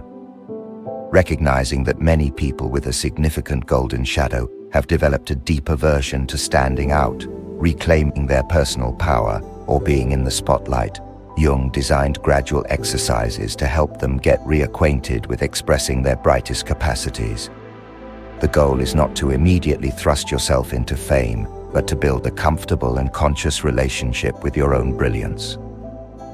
These exercises in controlled experimentation begin with very safe and private contexts and gradually expand. Safe and private contexts. Journal of achievements and talent. Write in a journal just for yourself about your true ambitions, your hidden talents, and your boldest ideas. Describe what it would be like to fully express those capacities. Create art for yourself. If you discovered a repressed artistic streak, create art, painting, writing, music, dancing, just for yourself, without the pressure of criticism or public exposure. Feel the joy of expression. Practice low-risk leadership skills. If you identified a leadership capacity, look for low-risk situations to practice it. Offer to organize a small social event, lead a project in a non-critical context, or take on a mentoring role with someone who admires you. Reclaiming the body and sensuality. If your golden shadow contains repressed physical vitality or sensuality, explore conscious movements, free dance, or simply allow greater bodily expression in privacy, reconnecting with your body without judgment. Gradual expansion to more public and significant contexts. As you get used to contacting and expressing these aspects of your nature in privacy, Jung encouraged you to express them in increasingly public and significant contexts. Share a small part of your art with a trusted friend. Offer an innovative idea in a work meeting, even if you initially feel fear. Take on a leadership role in a more visible project. Share your passion or talent with a wider circle. Jung was especially careful to distinguish between authentically reclaiming the golden shadow and developing what he called neurotic grandiosity. The difference is crucial. Neurotic grandiosity is a compensatory manifestation of insecurity. It is a pretense of being great or important to hide deep feelings of inferiority. It is always accompanied by arrogance, the need to dominate others, a lack of empathy, and an obsession with external approval. In contrast, the authentic recovery of the golden shadow is always accompanied by greater humility and responsibility, not by arrogance or demands for special attention. When a person genuinely reclaims brilliant aspects of their nature that had been repressed, they become more generous in recognizing and celebrating talent in others, instead of becoming more competitive or envious. True inner strength does not need constant external validation. The integration of the golden shadow does not inflate the ego, but anchors it in a more complete and authentic reality of who you are. The integration of the golden shadow and individuation. Jung considered the integration of the golden shadow as one of the most crucial steps and the pinnacle in the process of individuation. Individuation is that lifelong journey to become fully who you truly are, rather than who society or your own repressions have told you should be. It is not about becoming perfect, but about becoming whole. Jung observed that people who managed to integrate both their dark aspects, the traditional shadow, and their golden aspects, the golden shadow, became what he called magnetic personalities or complete individuals. These people radiated an authenticity, vitality, and inner strength that naturally inspired others around them. They didn't need to fight for attention or recognition because they were fully expressing their authentic nature without pretense or masks. They didn't need to compete destructively with others because they had reclaimed their own unique and incomparable power. They didn't need to minimize their abilities out of false modesty, nor exaggerate them out of insecurity. They simply were, completely, authentically, powerfully. Jung taught that when both the traditional shadow and the golden shadow have been consciously integrated, a person becomes what he called a complete human being, someone who can consciously access and use the full spectrum of their human nature, from the darkest depths to the most luminous heights. And, crucially, they can consciously use those energies in service of a meaningful, contributory life with a higher purpose. The recovery of the golden shadow is not an act of selfishness or self-indulgence. Jung insisted that when people reclaim their most extraordinary capacities, they become, paradoxically, more capable and more likely to contribute significantly to the world. Talents, creativity, and power that remain buried in the shadow cannot serve anyone. Only when they are recognized, developed, and consciously expressed can they become genuine gifts to humanity, enriching not only the life of the individual, but also the fabric of society. Jung's final message about the golden shadow was both a promise and a challenge. Within you, in the depths of your unconscious, there is potential you don't even suspect, capacities that were buried so deeply that you have forgotten they ever existed.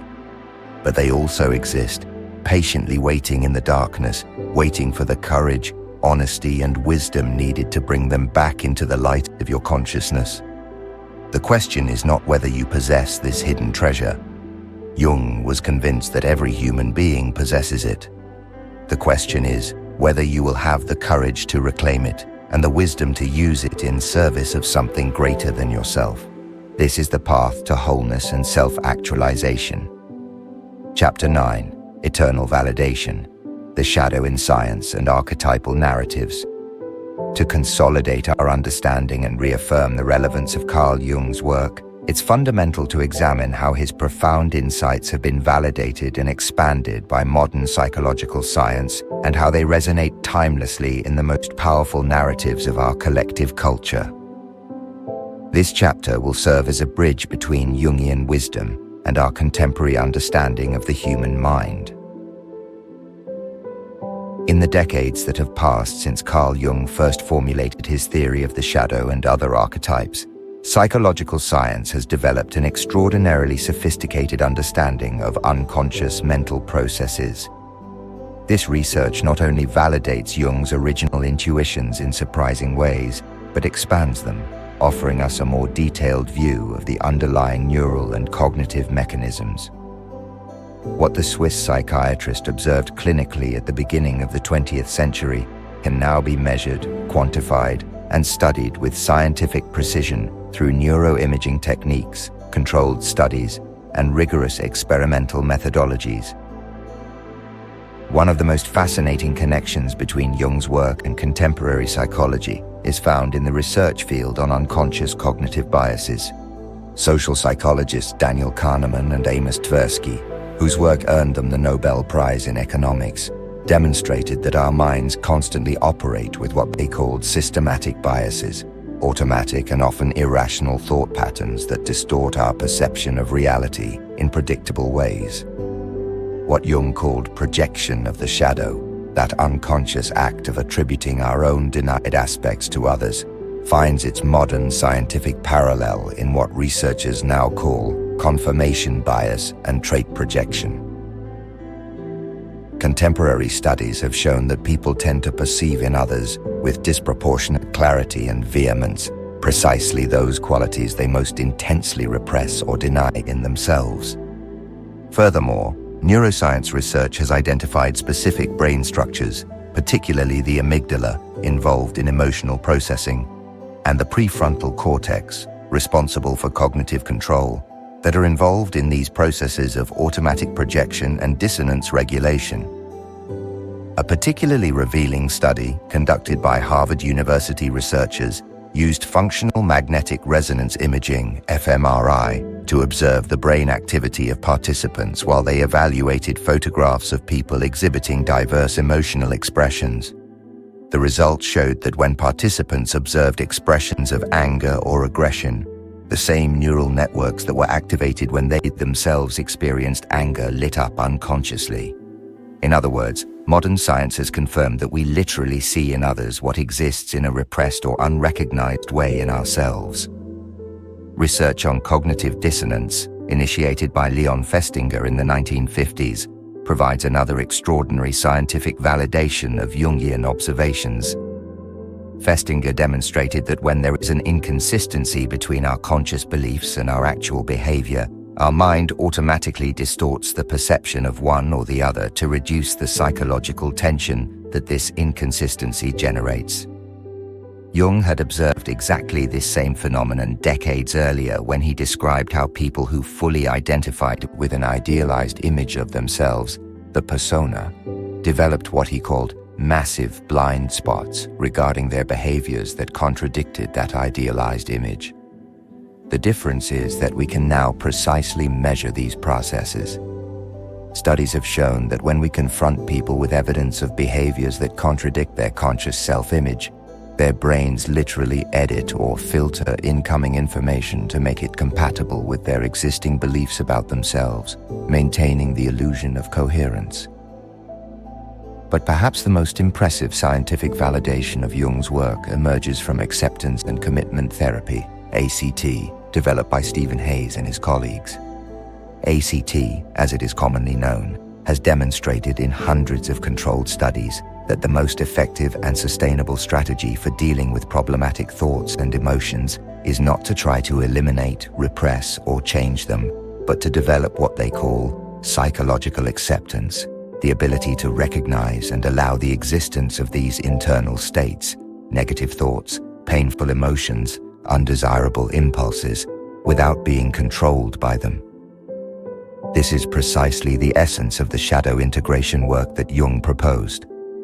Not to eliminate the problematic aspects of our nature, but to develop a conscious and accepting relationship with them that allows us to consciously choose how to respond, rather than reacting automatically and impulsively. Studies on ACT have consistently shown that this approach produces better long-term results than traditional therapies that focus on correcting or suppressing negative thoughts or emotions. Research in neuroplasticity, the study of how the brain changes and adapts throughout life, has revealed another fascinating aspect that directly connects with Jung's observations. Studies have shown that when people systematically practice conscious observation of their own mental processes, what neuroscientists call metacognition, they literally change the physical structure of their brains. Areas associated with emotional self-regulation and perspective are strengthened, while areas associated with automatic reactivity and impulsivity are attenuated. Jung had observed clinically that people who developed the ability to consciously observe their shadowy impulses without immediately identifying with them became progressively less controlled by those impulses. Modern neuroscience has confirmed that this change is not only psychological, but literal and physical. We are literally rebuilding our brains when we practice conscious and impartial observation of our shadow. Studies on mindfulness and meditation have provided additional evidence validating the Jungian approach. Research has shown that practices involving the non-reactive observation of difficult mental states, exactly what Jung recommended for working with the shadow, produce measurable changes in autonomic nervous system activity, reducing the stress response, decrease cortisol levels, the stress hormone, and improve overall emotional regulation. More importantly, these studies have shown that the benefits of conscious work with negative aspects of personality extend far beyond mere symptom reduction. People who develop this capacity consistently report increases in creativity, authenticity, compassion towards others, and what researchers call eudaimonic well-being, a deep form of life satisfaction that arises from living in accordance with one's most authentic values and potential. Modern science has also confirmed Jung's observation about the golden shadow. Studies on self-esteem and self-efficacy have shown that people with the healthiest and most stable self-esteem are not those who have a uniformly positive view of themselves, but those who have a realistic and complete view that includes both strengths and weaknesses. Furthermore, research has shown that people who can consciously recognize their exceptional capacities, their talents and their brilliance, without false modesty or compensatory arrogance, exhibit higher levels of what psychologists call self-compassion and adaptive and emotional regulation. The emerging field of positive psychology, led by researchers like Martin Seligman, has provided additional scientific evidence for Jung's concept of total personality integration. Studies have shown that the most resilient, creative, and contributory individuals are not those who have eliminated their negative aspects, but those who have developed what researchers call personality integration, the ability to consciously access the entire spectrum of their emotional and psychological capacities, depending on what each situation requires. This remarkable convergence between Jung's clinical wisdom and contemporary scientific research is not a mere coincidence. It is the powerful confirmation that Jung, through decades of careful, systematic, and deep observation of the human psyche, had identified fundamental principles about the functioning of the mind that modern science is now validating with increasingly sophisticated and objective methodologies. Working with the shadow is therefore not an esoteric, pseudo-scientific, or mystical practice. It is a practical application of principles that have been validated by some of the most rigorous research in psychology, neuroscience, and behavioral sciences. When you undertake the work of consciously integrating your shadow, you are participating in a process that modern science has shown to be one of the most effective paths to genuine psychological well-being and the full development of human potential. The shadow in archetypal narratives and collective culture. The most powerful confirmation of the universality and relevance of working with the shadow comes not only from scientific laboratories or therapeutic offices, it is etched into the deepest narratives of our collective culture. In those stories that have captured the human imagination for generations and continue to resonate with an emotional intensity that defies purely rational explanations. Jung had observed that myths, legends, fairy tales, and the great narratives of humanity were not simply entertainment or products of fanciful imagination. They were what he called archetypal representations, symbolic and universal expressions of fundamental psychological processes that every human being must navigate as part of their development towards personal completeness, towards individuation. The stories that move us most deeply, that remain relevant across centuries and cultures, are those that dramatize the fundamental processes of human individuation, including the confrontation with the shadow. Let's consider one of the most influential and resonant narratives of recent decades, the saga of Luke Skywalker in Star Wars. On the surface, it's a story of epic space adventure, of the struggle between good and evil. But Jung, or any Jungian psychologist, would have immediately recognized that George Lucas had created, consciously or unconsciously, one of the most accurate and moving representations of the shadow integration process ever brought to screen. The most crucial moment of the entire saga occurs when Luke descends into the cave on the planet Dagobah to face his trial. Yoda, functioning as the archetypal wise man who guides the individuation process, warns him that he should only take with him what he finds within. Luke, still identified with his conscious image as the hero of light, insists on taking his lightsaber, the symbol of his intention to fight against and destroy his darkness. What he finds in the cave is the most terrifying confrontation possible: Darth Vader, the personification of everything he considers evil and despicable. But when Luke, in an impulsive act, defeats this figure and removes its mask, he discovers with horror his own face. Jung could not have designed a more perfect and literal metaphor for the moment of shadow recognition, the realization that the enemy we have been fighting externally with such vehemence is, in reality, a denied and unintegrated aspect of our own nature. But the narrative genius of Lucas extends even deeper into Jungian territory. Vader is not simply a representation of abstract evil. He is, literally, Luke's father, the paternal and protective aspect that was corrupted by the denial of his own humanity and his inability to integrate his own shadows. The story shows us that Anakin Skywalker became Darth Vader precisely because he could not integrate his own shadow, his fear of loss, his anger, his attachment.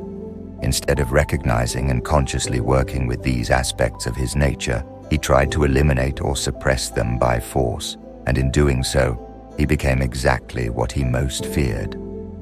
The complete arc of the saga and Luke's heroic journey document the process of a son learning not to repeat his father's fatal mistakes. The culmination comes in Return of the Jedi, when Luke, facing the Emperor, refuses to kill Vader. It is not because he denies the darkness in his father or in himself, but because he recognizes that the only way to truly transcend darkness is to integrate it consciously, not destroy it. "I am a Jedi, like my father before me," Luke declares, recognizing that even in the darkest figure, the potential for redemption exists, because light and darkness are inseparable aspects of a complete nature, and true victory lies in integration, not annihilation. This narrative has resonated with millions of people across decades and cultures because it perfectly dramatizes the process Jung described.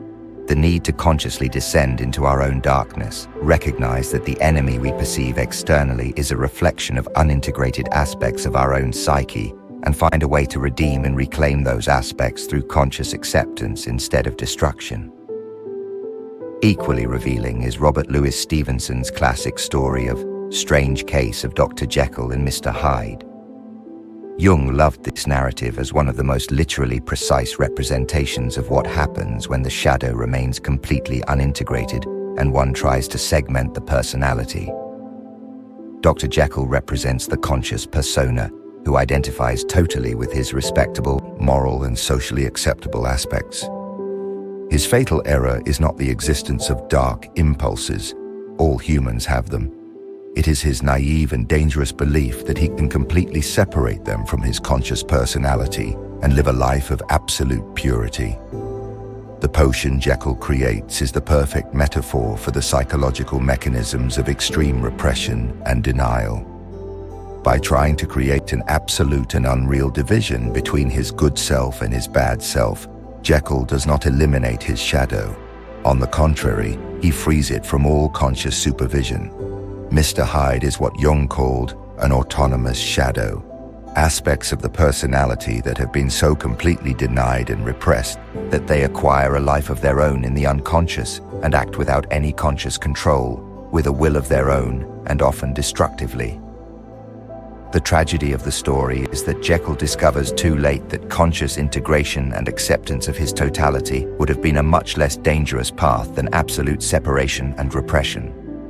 In the end, Hyde takes permanent control because the radical division between light and darkness in the psyche is unsustainable. Eventually, one of the two aspects must completely dominate if harmony is not achieved. The Jungian moral is clear. Total denial of the shadow does not eliminate it. It makes it more powerful and dangerous.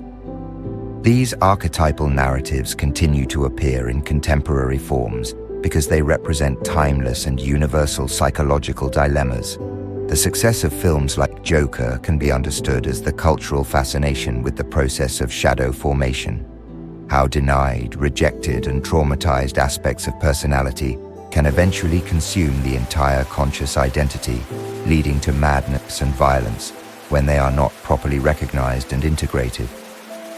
The enduring popularity of characters like Batman reveals another dimension of the shadow integration process.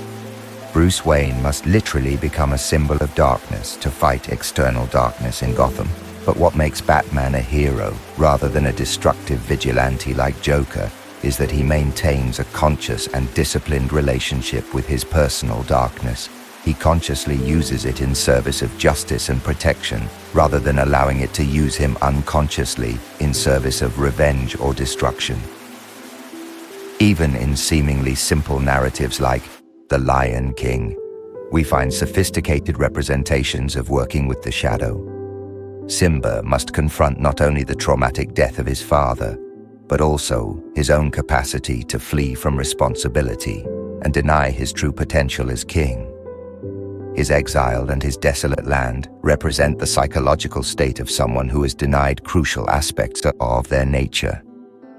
His redemption comes when he accepts not only his luminous heritage and his destiny as a leader, but also his capacity for error, irresponsibility, and flight. Only by integrating these parts of his shadow can he become the complete and just king. What makes these stories, which come from such diverse eras and cultures, so universally powerful and resonant, is that they do not offer simplistic solutions. They do not present the one-dimensional victory of pure good over absolute evil, but the complex and often painful integration of seemingly opposite aspects of human nature. The most resonant heroes are those who achieve this integration, who can consciously access both their capacity for the deepest compassion and their capacity for the most implacable strength, both their most authentic humility and their most legitimate power. Jung understood that these archetypal narratives function as collective psychological maps, guiding societies and individuals through the processes of individuation that each generation must navigate. It is no coincidence that in times of cultural crisis or great change, narratives emerge that specifically dramatize the processes of shadow confrontation and integration. The universal resonance of these stories, from antiquity to the present, constitutes a powerful form of social and cultural validation for individual work with the shadow. When you undertake this process of self-knowledge, you are not embarking on an idiosyncratic or isolated psychological adventure. You are participating in the most fundamental and universal heroic journey of human experience, the same journey that has inspired the deepest narratives of our species. These stories remind us that shadow integration is not work for the weak or the self-indulgent. It is the work of genuine heroes, of those who have the courage to face the most difficult and often uncomfortable truths about their own nature, and to find ways to transform those truths into wisdom, compassion, and authentic power that can be used for the good of oneself and the community. The scientific validation and archetypal resonance of the shadow confirm its status not as a mere theory, but as an essential map for the human psyche. Chapter 10. The Path to Wholeness, Integrating the Shadow into Your Daily Life. We have unveiled the nature of the shadow, that other self that dwells in our unconscious, understanding how it forms and manifests in our lives through projections, dreams, and outbursts.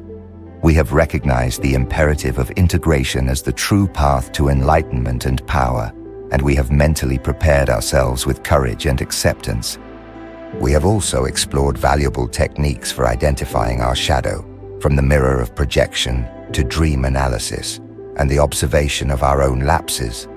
And perhaps most surprisingly, we have discovered the immense potential of the golden shadow, that part of our brilliance that we have also repressed. Finally, we have validated the relevance of these concepts in modern science and in humanity's archetypal narratives. Now, with all this understanding, the crucial question is, how does this translate into your daily life? How is shadow integration lived moment by moment? This chapter is your guide to practical application, to the how of inhabiting the totality of your being, transforming knowledge into lived wisdom. Shadow integration is not a one-time event. It is a path, a continuous process, and an act of constant consciousness. The intentional practice of daily integration. Shadow integration requires conscious commitment and a series of practices that can be incorporated into your daily routine. These are small acts of bravery and honesty that, accumulated, produce a profound transformation. The morning ritual, intention and self-awareness. Set your intention. Every morning upon waking, before immersing yourself in the demands of the day, take a moment. Affirm your intention to be aware of your shadow and your golden shadow. You can tell yourself, today I choose to observe my shadow with compassion and acknowledge my light with gratitude. Scan for potential projections. Before interacting with the world, do a brief mental review of your expectations or potential points of irritation. Are there any people or situations with whom you tend to react negatively? Be aware that your shadow might be active. This pre-awareness prepares you to observe your reactions instead of being swept away by them. Visualization of wholeness. Visualize your being not as a half light, but as a complete circle containing both light and shadow in harmony. Imagine your energy flowing freely between these aspects, without blocks or denial. Conscious observation. Throughout the day, identifying the shadow in action. Attention to emotional triggers. Throughout the day, be an attentive observer of your emotional reactions, especially those that seem disproportionate or unexpected. When you feel intense irritation, sudden anger, subtle envy, or severe judgment towards someone, stop. This is the mirror of projection in action. Ask yourself, what quality or behavior in this person is resonating with something in me that I have denied? The lapse and outburst test. When a moment occurs in which you act out of character, a hurtful comment, an impulsive decision, an act of self-sabotage, take it as a direct sign of your shadow acting.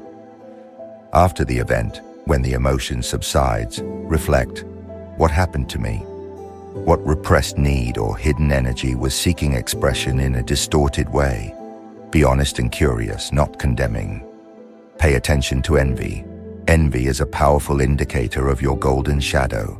If you intensely envy a quality or achievement in someone, do not repress it. Instead, ask yourself, what aspect of my own greatness am I seeing reflected and that I have denied in myself?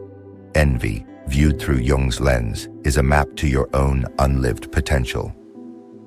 The night ritual, reflection, dreams, and reclamation. Shadow journal, daily reflection. Before sleeping, dedicate 10-15 minutes to writing in a journal. Record any incidents from the day where your shadow, dark or golden, might have been active. Note your projections, your outbursts, your judgments, your disproportionate admirations. Reflect on what you've learned from those moments. Dream log. Keep a notebook and pen by your bed. Upon waking, immediately write down any dream you remember. Pay special attention to shadow figures, people of the same sex who caused you strong negative emotions, and any of your own behaviors that surprised or shamed you in the dream. Ask the questions. What does my shadow want to show me through this dream? What energy or quality am I denying? Dialogue with the shadow, active imagination. If a dream or a projection is particularly powerful, dedicate a few minutes of stillness to dialogue with that figure or quality. Visualize it and ask, what do you need? What message do you have for me?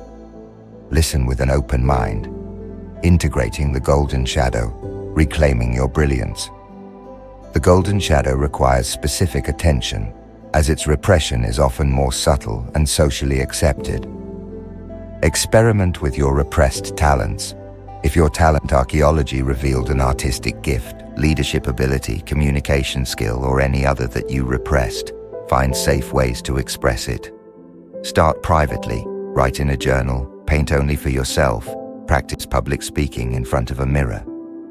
Then, gradually, look for opportunities to express it in wider circles. Share a writing with a friend, offer an idea in a meeting, take a leadership role in a small project. Embrace visibility. The golden shadow fears standing out. Consciously seek small opportunities to be visible, to share your brilliance, to acknowledge your achievements without false modesty. This builds the muscle of positive self-affirmation. Celebrate your greatness with humility. When you achieve something significant, allow yourself to feel and celebrate your success. Recognize your talents and your effort. Humility is not denying your greatness, but recognizing it while understanding that all human beings have their own unique brilliance. Navigating relationships with an integrated shadow. The integration of the shadow has a transformative impact on your relationships, both personal and professional. Less projection, more genuine empathy. By recognizing your own shadows, you will stop projecting them onto others. This allows you to see people more clearly as they are, instead of as a canvas for your own denied aspects. Genuine empathy flourishes when there are no projections to distort your perception of the other. Authentic communication and healthy boundaries. When you recognize your own needs and boundaries, which are often found in your shadow, you can communicate them more authentically and assertively without resorting to passive aggression or complacency. This leads to more honest and balanced relationships. Transformation of conflict. Conflicts become less personal. Instead of reacting impulsively when someone pushes a button, you can pause, recognize the possible projection, and then respond from a place of greater awareness and wisdom. Conflicts can transform into opportunities for mutual growth and deeper understanding.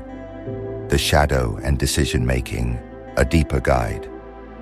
The integration of the shadow equips you with additional wisdom for decision-making, allowing you to navigate life with greater lucidity. Awareness of unconscious biases.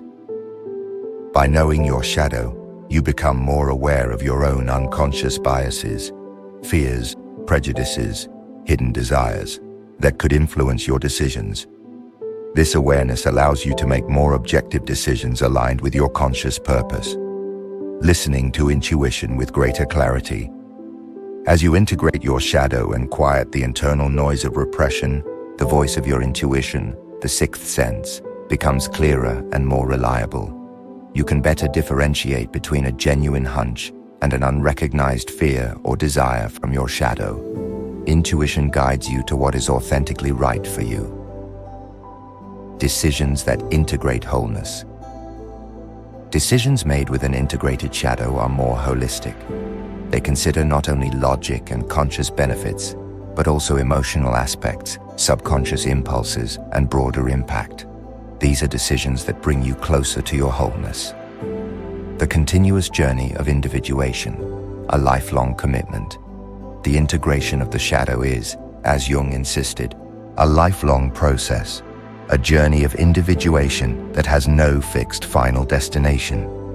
It is a path of continuous discovery, where each layer of the shadow you consciously integrate reveals new depths and new opportunities for growth. Patience and compassion towards yourself. This work is not easy.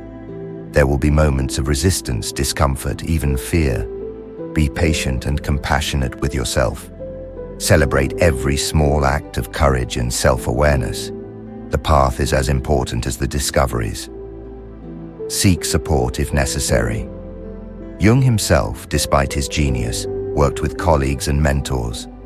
If you feel that working with the shadow is too overwhelming, seek the support of a Jungian therapist, psychologist, or experienced mentor who can guide you safely through this territory. The reward: authenticity, freedom, and fulfillment. The reward of this courageous journey is immeasurable. As you integrate your shadow, you become more authentic, freer from automatic reactions, more in control of your own energy. You develop unwavering confidence that does not depend on external approval, but on a deep knowledge and acceptance of yourself. You become a more complete human being, more moral, by conscious choice, not by repression, and capable of living with a deep sense of purpose and fulfillment. The path of wholeness, the path of shadow integration, is your path to authentic freedom and genuine personal power. It is a commitment to the truth of who you are in all your complexity, light and darkness, and by embracing that totality, you open yourself to living a life that is truly yours, without self-imposed limits and with a potential that surpasses your boldest dreams. We have reached the end of this extraordinary and profound journey through Carl Gustav Jung's revelations about the human psyche. We have unveiled the nature of the shadow, that other self that dwells in our unconscious, understanding how it forms and manifests in our lives through projections, dreams, and outbursts.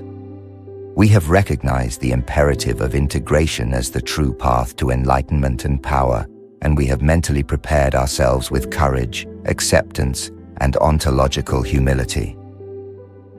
We have explored valuable techniques for identifying our shadow, from the mirror of projection to dream analysis and the observation of our own lapses.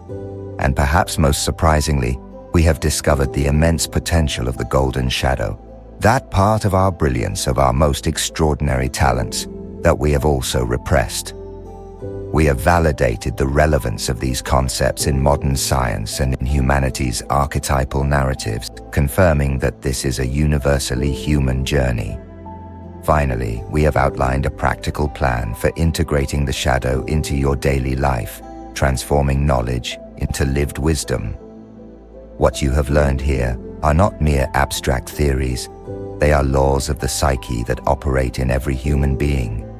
They are powerful tools that, applied with discipline, bravery, and persistence, can unlock unlimited potential in your life. True freedom, genuine authenticity, and lasting personal power do not come from being pure or from eliminating the aspects you dislike about yourself. On the contrary, Jung taught us that they come from being whole. The conscious integration of your shadow frees an immense amount of energy that for years or decades you have spent on repression and denial. Suddenly, you have access to the totality of your psychological resources, not just the acceptable half. This recovery of energy manifests as a dramatic increase in your creativity, your authenticity, your leadership capacity, and your general vitality. The deepest power that emerges from this process is genuine freedom from fear of yourself. When there are no longer parts of your nature that you need to hide, deny, or fear, you develop an unwavering confidence that does not depend on external approval or on maintaining a perfect image. It is the confidence that comes from knowing and completely accepting who you truly are. This transformation makes you genuinely unstoppable, not because you are invincible, but because you can no longer be emotionally blackmailed by your own hidden aspects. No one can use against you secrets that are no longer secrets to yourself. No one can manipulate you through shame about aspects of your nature that you have already recognized and consciously integrated. Shadow integration frees you to be authentically moral, not by repressing your negative impulses, but by conscious choice based on a complete knowledge of your capacities. It is the difference between being good out of ignorance and being good out of wisdom. Allow me now to offer you a final truth, one that will forever change the way you relate to yourself. You are a being of light and shadow. You are not a divided creature that must win an internal civil war. You are a complete kingdom that needs to be unified under the conscious governance of your most mature wisdom. Your mission in this life is not to become a saint who has eliminated all darkness. Your mission is to become a complete human being who has consciously integrated all of their nature, both the capacity for the deepest compassion and the capacity for the most implacable strength, both your most authentic humility and your most legitimate power. In the courageous acceptance of your totality resides something that Jung considered sacred, the union of your humanity and what many call your divinity. You are divine not because you transcend your human nature, but precisely because you embrace it completely in all its complexity. It is in the total acceptance of your human condition, with all its contradictions, all its capacities, all its luminous and dark aspects, where you find the spark of the divine that has always been waiting for your recognition. There is nothing in you that needs to be eliminated for you to be worthy of love, respect, or fulfillment. There are only aspects that need to be recognized, understood, and consciously integrated. You are already whole. Your work is not to add anything to your essential nature, but to consciously reclaim everything you already are. This is your true inheritance as a human being, the ability to know yourself completely, accept yourself totally, and express yourself authentically. In that knowledge, that acceptance, and that authentic expression resides a power that no external force can take from you, because it arises from the deepest source of what it means to be truly human. The time has come for the most important decision you can make in your life. Will you have the courage to embark on the journey toward your own totality?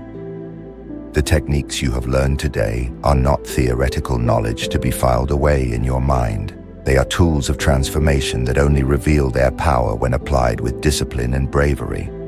Therefore, I extend a specific and concrete challenge that can immediately begin your shadow integration process. Jung insisted that working with the shadow must begin with small but consistent actions, not with grand dramatic gestures. I present to you the Mirror Journal, an exercise that in just 7 days can reveal aspects of your nature that have remained hidden for decades. For the next 7 days, every day without exception, write down one thing that deeply bothered or irritated you in another person. Be specific. I was irritated by the arrogance with which that person spoke about their achievements. I was disgusted by the selfish way they acted in that situation. I was enraged by the cowardice they showed in that difficult decision. But here comes the part that requires true moral courage. Next to each noted irritation, write with complete honesty how and where this same quality lives in you, even if it's 1% or in a subtle way. Do not allow yourself evasive answers like, "I would never be like that." Remember, if something in another can intensely irritate you, it is because it resonates with something that exists in your own nature. This seemingly simple exercise is more powerful than years of traditional therapy because it uses life itself as your laboratory of self-knowledge. Your daily irritations will become precise maps to the unexplored territories of your own psyche. At the end of these 7 days, you will hold in your hands a specific inventory of aspects of your personal shadow, but more importantly, you will have taken the first conscious step toward integration. You will have begun to withdraw the projections that kept you captive to automatic and unconscious reactions. The question that remains is, do you dare to embark on the most important journey of your life, the journey to your own wholeness? Do you have the courage to face the truths this mirror will reveal to you? If your answer is yes, if you are willing to commit to this adventure of self-knowledge that can transform every aspect of your existence, prove it. We invite you to join our community at Path of Knowledge. Your subscription allows us to continue sharing these profound explorations. If this audiobook has provided you with value, please leave us a like and share it with someone you believe could benefit. See you next time.